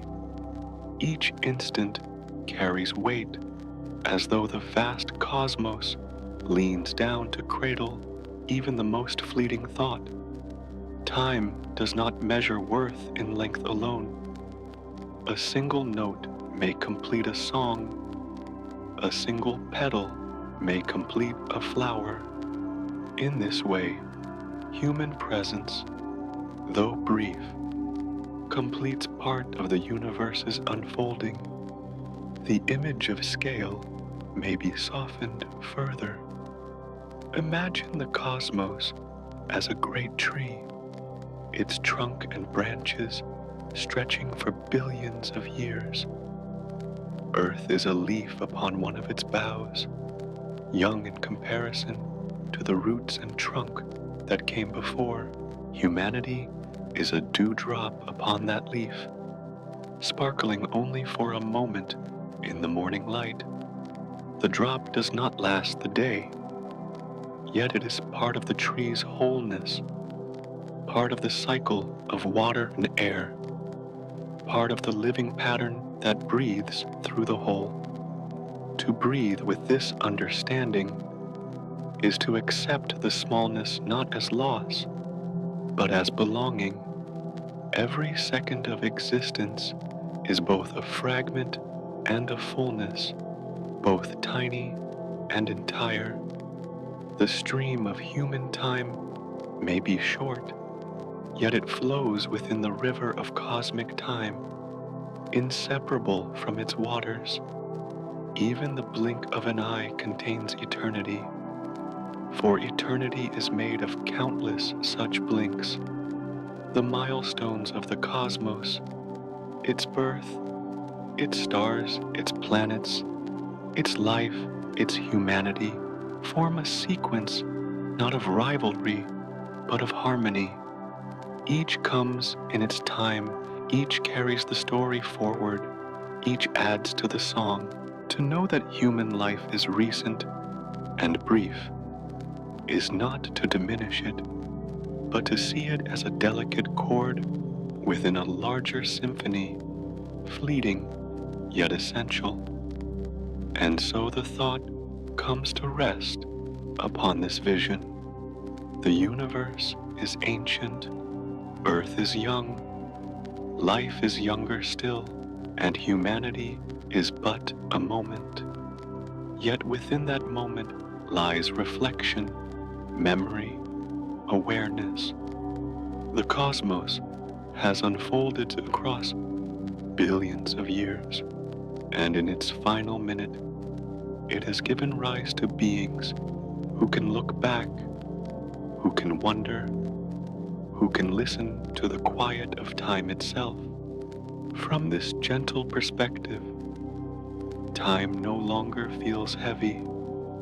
It feels like a breath, long, vast, and unbroken, carrying within it both the endless ages and the briefest instants, each part woven together into the same slow rhythm of the cosmos. From the long timeline of the cosmos, the thought drifts gently toward another truth, one that rests not in what is seen, but in what is unseen. Most of the universe is not matter at all, but emptiness, vast stretches of silence, quiet expanses where no star glows and no planet turns. Even within what appears solid, even within the smallest grain of stone or the body of a living being, most of what is present is not substance, but space. To look inside the atom, the building block of matter, is to discover that nearly all of it is hollow. If the nucleus, the dense heart at the center, were imagined as a beam resting in the middle of a stadium, the electrons would be like tiny sparks dancing far away along the outer walls, leaving all the rest as empty air. The atom is more spacious than solid, more silence than form. It is a reminder that the foundation of the physical world is not packed with substance, but open, airy, light. The body itself, though felt as firm and whole, is made mostly of this same openness. Bones, blood, skin, every part is woven from atoms whose interiors are almost entirely void. Each step, each breath, each touch rests upon a framework of emptiness, dressed in thin threads of matter. To realize this is not unsettling, but soothing, as though existence itself is lighter than it seems, a gentle veil stretched across vast spaces. Ancient wisdom held its own way of whispering this truth. In Zen teachings it was said, the empty space inside the jar is what makes it useful. The jar's clay walls shape the vessel, but it is the emptiness inside that allows water to be held, flowers to be placed, nourishment to be carried. Without space, the jar would be only solid stone, incapable of serving. In the same way, the universe is shaped not only by its matter, but by its hollowness, its wide and open intervals that allow matter to breathe.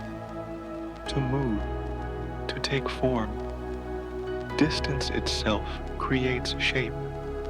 It is the gaps between notes that make music, the silence between breaths that allows the chest to rest, the spacing between stars that gives the night sky its constellation. Without distance, there would be no form, no pattern, no beauty. It is the separation that draws outlines, the intervals that give rise to the recognition of one thing and another. The space between does not subtract, it completes. And so space is not absence but presence. It is not nothingness but the gentle condition that allows everything else to appear. Matter is like ink upon paper, but the paper itself, the openness, the background, is what holds the ink, what allows the image to exist at all. In this way, space is not less real than matter.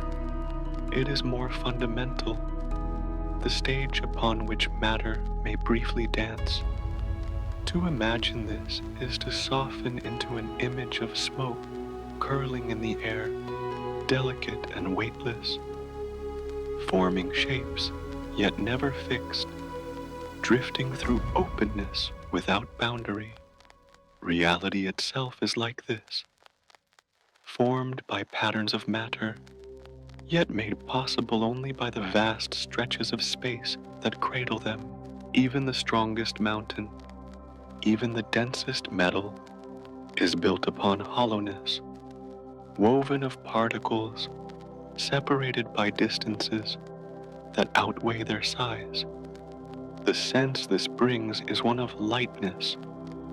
To know that everything is mostly space is to feel that existence is not heavy, but airy, not crowded, but free. The world feels less like a burden of solid stone and more like a flowing fabric with threads of matter stretched across open air. Each being is both form and emptiness, both substance and space, both visible and invisible. And within this balance, there is peace. What appears solid is never only solid. What appears filled is never without openness. The universe is not a coast box, but a spacious garden, where gaps are as important as petals, where silence is as essential as sound. Life moves within these spaces. Breath fills them. Thought flows through them. The recognition lingers like a lullaby. Emptiness is not to be feared, for it is the quiet fullness that allows being. A cup is useful because it is hollow. A body is aleph because it is airy. A universe is beautiful because it is mostly space, wide and open, holding stars and silence together. And from this soft vision of spaciousness, the flow continues, carrying the thought toward the next gentle mystery, as though drifting across a sky without end, resting within air that is everywhere, breathing in the openness that is the essence of all things. From the vision of space as openness, the thought moves gently toward the place of beings within that vast design, resting not outside, but inside the quiet fabric of space-time. Every life is woven into this four-dimensional cloth, a line stretching from the first breath to the last, a path already inscribed within the weave. Each person is not separate from the universe, but a current flowing within it, a gentle stream winding through both space and time. To picture this is to imagine a thread drawn across a loom, crossing not only distance, but duration, birth, growth, decline, and departure are points along the same line, already present in the fabric, even if only one can be felt at a time. The past is not gone. It remains behind like footprints in soft soil. The future is not absent. It waits ahead like ripples that have not yet reached the shore. All coexist, held together by space-time, as surely as stars are held by gravity's curve. The Maya once told of time not as a straight road, but as a spiral, coiling like a serpent upon itself. Past and future do not stand apart at opposite ends, but curve near, close enough to almost touch, winding together in endless loops. Each life is a point along this spiral, touching both what has been and what will be, connecting beginnings with endings in a single motion. The serpent coils, and within its turns, time is whole. To live within such a spiral is to turn page by page, reading the story one moment at a time, though the book already lies complete. The reader cannot see all at once, yet each chapter exists, each ending already written, each beginning already preserved. This does not diminish the act of reading. It gives it meaning, for the unfolding is gentle, paced like breath, allowing the weight of each word, the softness of each pause. Human existence, then, is not fragile thread breaking in the dark, but part of a greater design already woven. Each instant of joy, each shadow of sorrow, each moment of stillness belongs to the same tapestry, and nothing is lost. Even what has passed still resides within space-time, quiet but present, like stars whose light continues to shine long after their burning has ended. The sense that arises from this vision is not of loss, but of wholeness. To know that every stage of life, past and future, coexists is to feel complete. What is gone has not vanished. It has settled gently into the fabric. What is yet to come is already resting within the weave, waiting for its moment to be read. Time becomes less like a rushing river and more like a garden already planted, each bloom unfolding in its season, though the seeds of all are already present in the soil. Even the smallest gesture holds permanence in this view.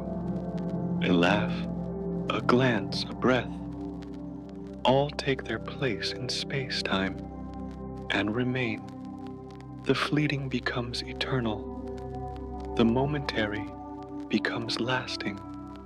Life is not slipping away. It is joining the record of what is.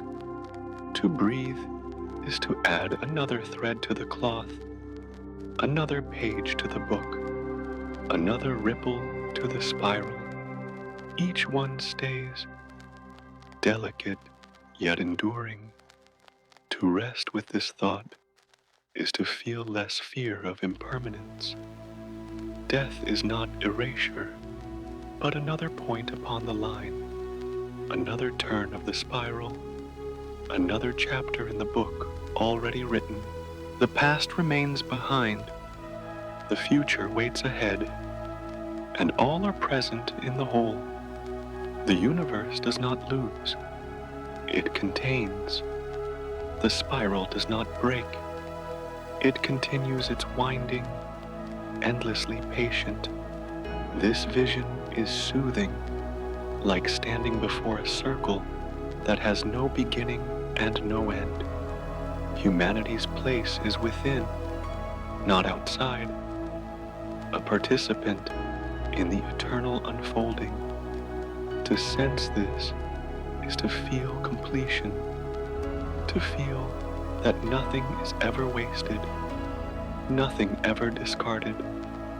All things remain, resting softly in space-time, like stars mirrored upon still water, shining even in silence.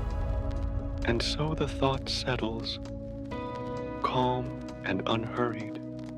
Humanity is not apart from the cosmos, but part of its very weave. Each life a gentle current in space-time, each moment a note in the spiral of time. Past, present, and future are not scattered, but gathered together, waiting patiently, complete in themselves. From this understanding, the flow drifts onward, moving with the same rhythm as breath, toward the next quiet reflection, held in the embrace of the universe. The thought drifts onward, from the spiral of time toward the fragile notion of now, as though stepping lightly from one ripple into another. The present appears simple, yet within it lies a mystery as subtle as starlight, a question that dissolves the harder one looks.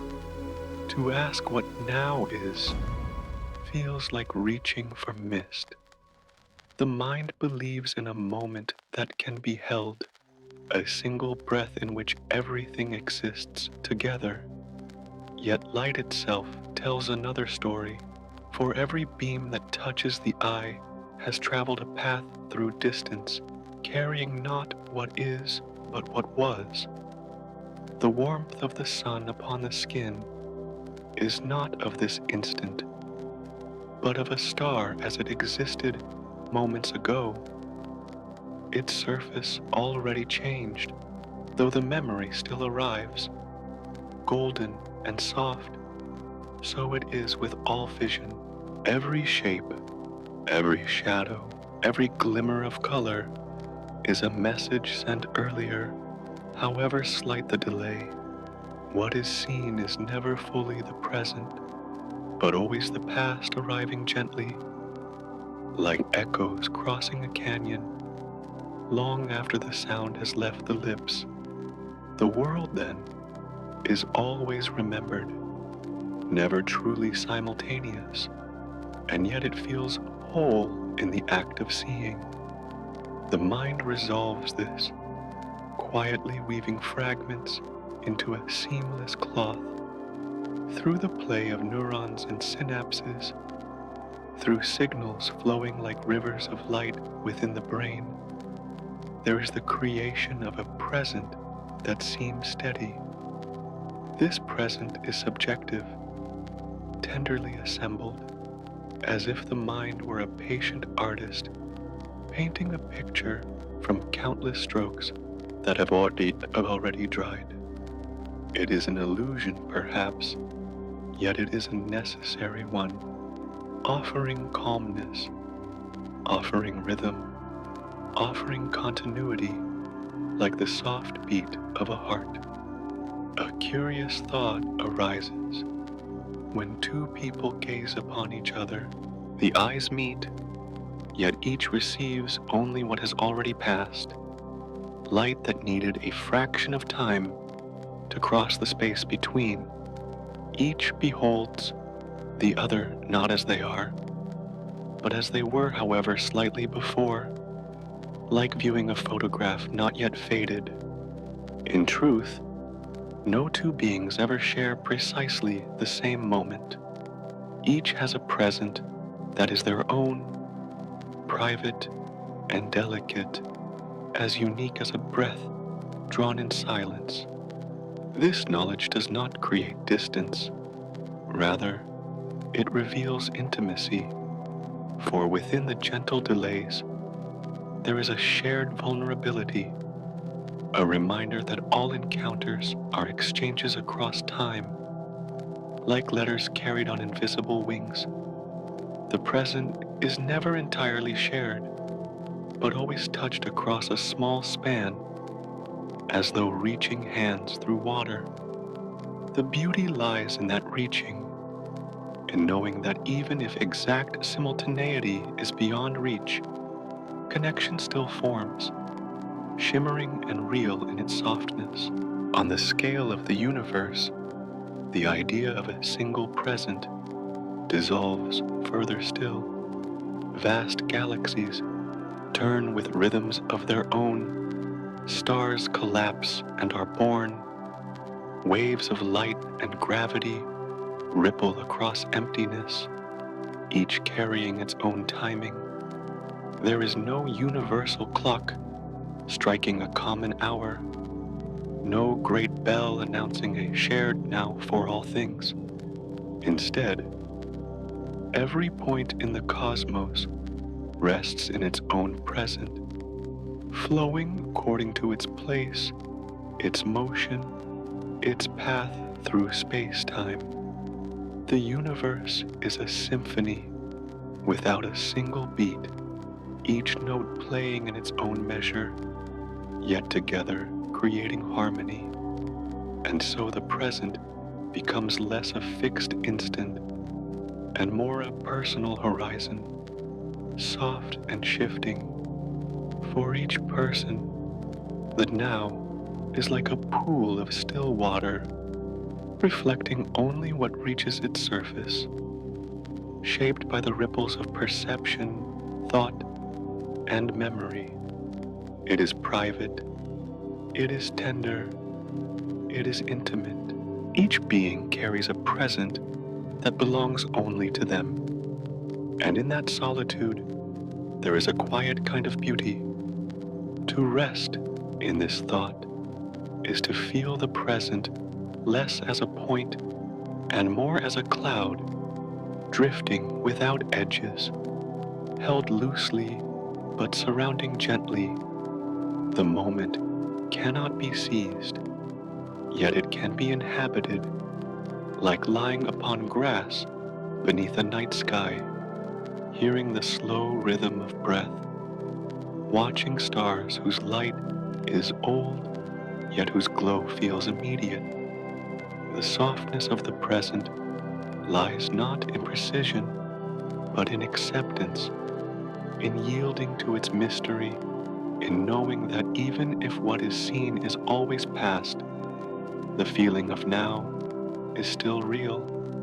The present, then, as a whisper, it is not solid, not absolute, but it soothes as though it were creating a sense of stillness within the endless river of time. To live within it is to float, to drift, to breathe. It is enough that it feels whole, enough that it carries peace. And in this peace, the thought moves again, unhurried, carrying the listener forward like a tide, toward the next quiet reflection, awaiting in the fabric of the universe.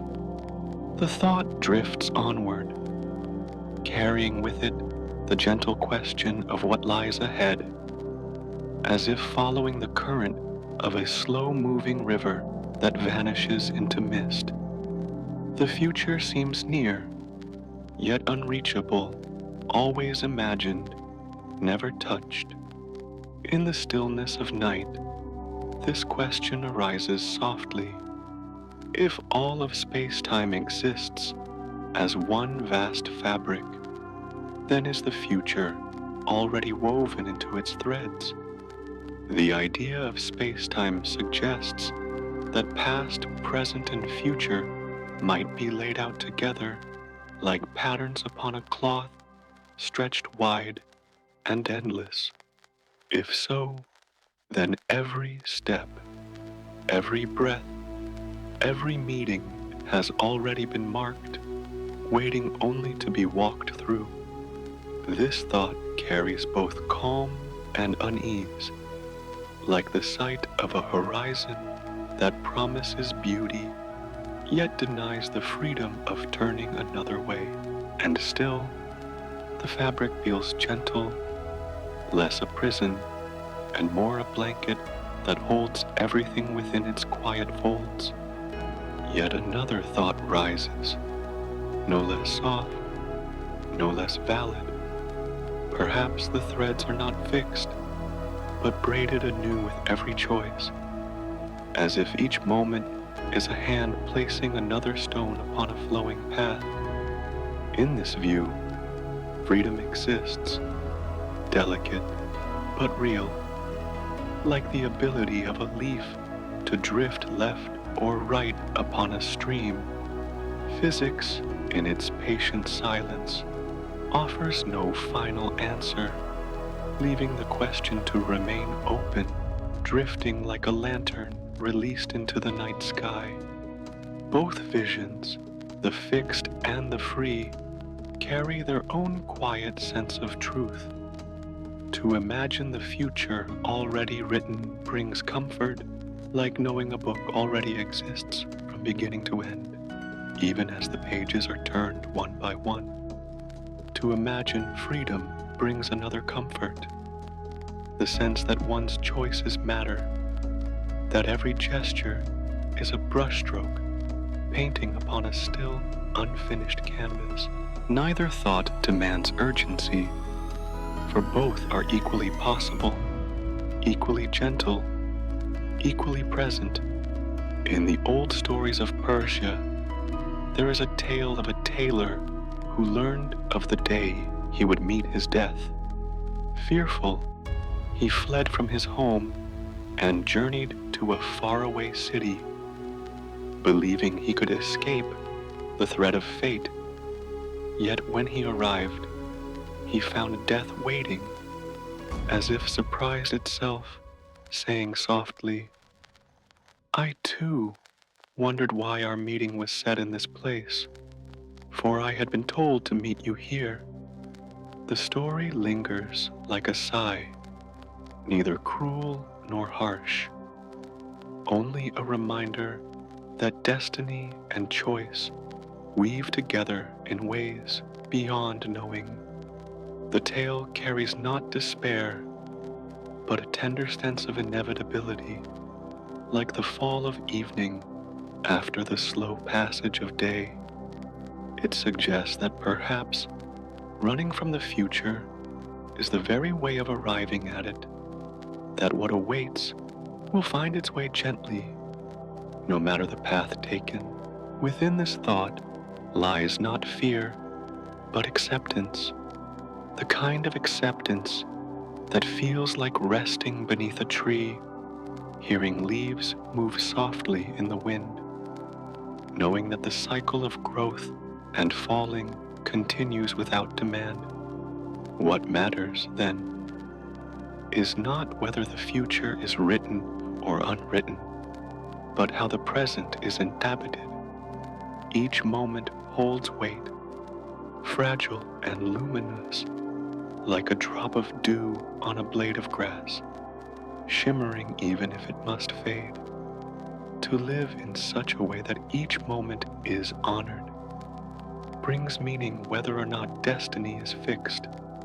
For even if the story has already been told, the living of it is still real, still precious, still unique. Each choice, each breath, each word carries a sense of responsibility, not as a burden, but as a quiet reminder that being alive is itself a rare and delicate chance. Even if the future is already formed, walking toward it with care changes its feeling. Even if the future is yet to be made, the act of choosing with gentleness creates its shape. In both, there is dignity. In both, there is meaning. And so the question remains, not answered, not solved, but softened into something bearable. Is the future already written, or does it unfold with freedom? The universe does not say.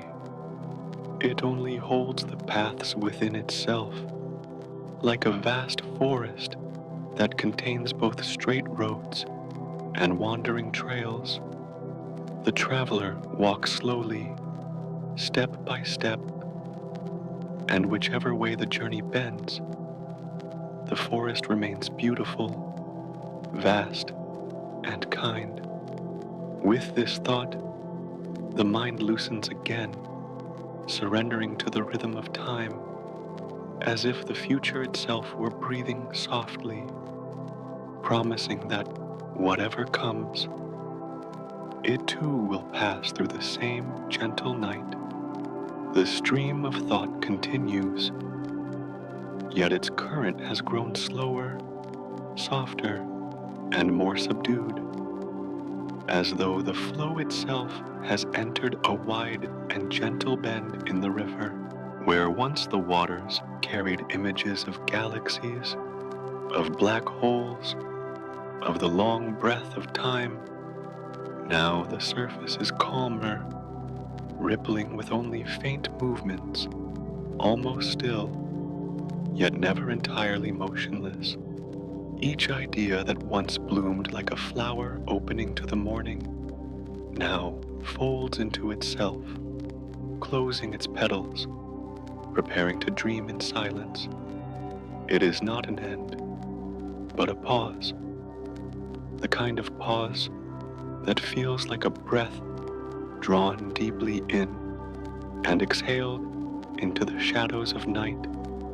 The universe continues its rhythm. Stars burn, galaxies drift, black holes hum their deep and voiceless song. Yet from here, all is hushed, softened into something that soothes rather than awakens. The vastness no longer looms but rests, like a blanket of dusk laid carefully over the endless sky.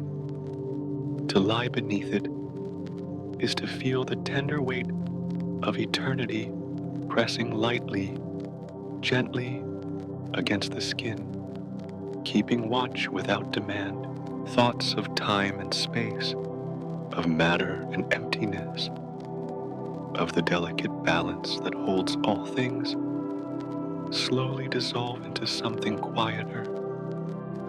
They thin like ink, dispersing into still water, until what remains is not concept, but sensation. The sensation of being surrounded, of being carried, of being held. Breath mirrors this truth, rising, falling, rising again. Each breath is the same, yet each breath is new. Just as the universe repeats itself endlessly, in cycles of light and shadow, in rhythms that stretch beyond memory, the body answers to this rhythm. Muscles soften, the heart steadies, the mind releases its grasp. The world does not vanish, but it becomes faint, as though blurred by a veil of twilight. The now becomes slower, more open, a meadow without fences or boundaries.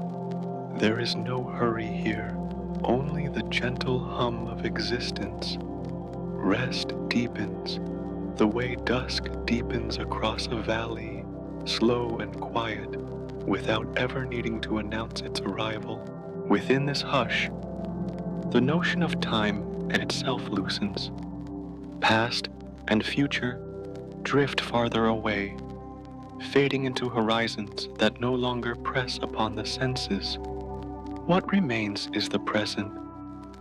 Yet even this present is not a point or a line but a soft expanse, tender and wide, like a sky without horizon. In this sky, all is unhurried. In this sky, All is allowed. The stories told tonight remain, though no longer as sharp outlines. They linger as tones, as whispers, as the after resonance of a bell long struck, space that cradles life, time that moves with entropy, futures both written and unwritten. All of these lie now within the hush, singing not with voices, but with silence itself. Silence, too, carries a song, and the song is low, steady, comforting, like a hand upon the brow, like a lullaby carried forward through centuries of night. Above, the stars remain patient witnesses. They do not falter, they do not rush. They shine as they have always shone, their light moving slowly through the abyss, crossing distances so great they blur into eternity. To rest beneath them is to feel their presence even without sight, to sense their watchfulness, their quiet assurance that nothing is hurried, nothing is broken, all things belong to the same unfolding. The night deepens further, shadows gather, but not as threat. They gather as companions, as guardians, soft and unshaken. In this gathering, there is no need for defense, no need for holding on. The universe itself is the guardian, standing still while dreams begin their weaving. Sleep arrives gently, carrying the same pulse as stars, the same rhythm as orbits, the same slow drift as galaxies, leaning away from one another, yet remaining within one boundless whole. This pause is not an ending. It is a closing page, resting until morning, waiting for the hand that will open it again.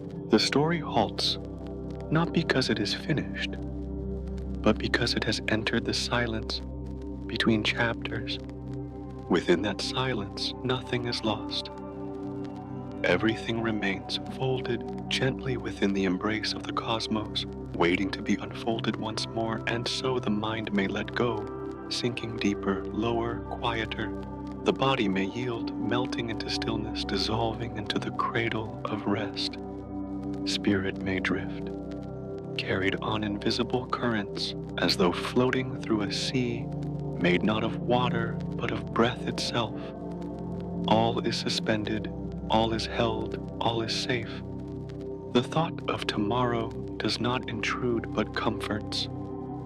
Tomorrow will bring another story, another voice from the universe, another unfolding of the silent song. There is no rush to meet it. It will arrive on its own, as dawn arrives after night, as tides return after ebb. For now, all that matters is the slow descent into sleep, the tender surrender into the quiet sea that waits. The universe still moves, stars still breathe their light into darkness, time still unfurls like a ribbon through the void. But here, now, in this resting, nothing needs to be followed, nothing needs to be grasped. It is enough to drift, to let go, to surrender into the hush. The night carries everything, the night holds everything, and sleep deepens, layer upon layer, until even the thought of sleep dissolves into the silence it brings. This closing is a circle, a return to breath, a return to silence, just as the cosmos cycles endlessly, just as orbits loop and seasons repeat. The story itself comes round to stillness, to pause, to promise. tomorrow another chapter will open, another whisper of the universe will be heard. For tonight, only this is needed: the quiet, the hush, the endless rest. And so, with galaxies turning far away, with starlight arriving across forgotten distances, with time still flowing but softened into dream, the story rests here. It does not end. It only waits, like a lantern unlit, ready to glow again. Sleep is the hand that closes the lantern's lid, and dreams are the flame that will rise within. Let the night carry all things. Let the stars keep watch. Let breath soften into silence. Until tomorrow, rest deeply and let the universe sing its lullaby in the language of sleep.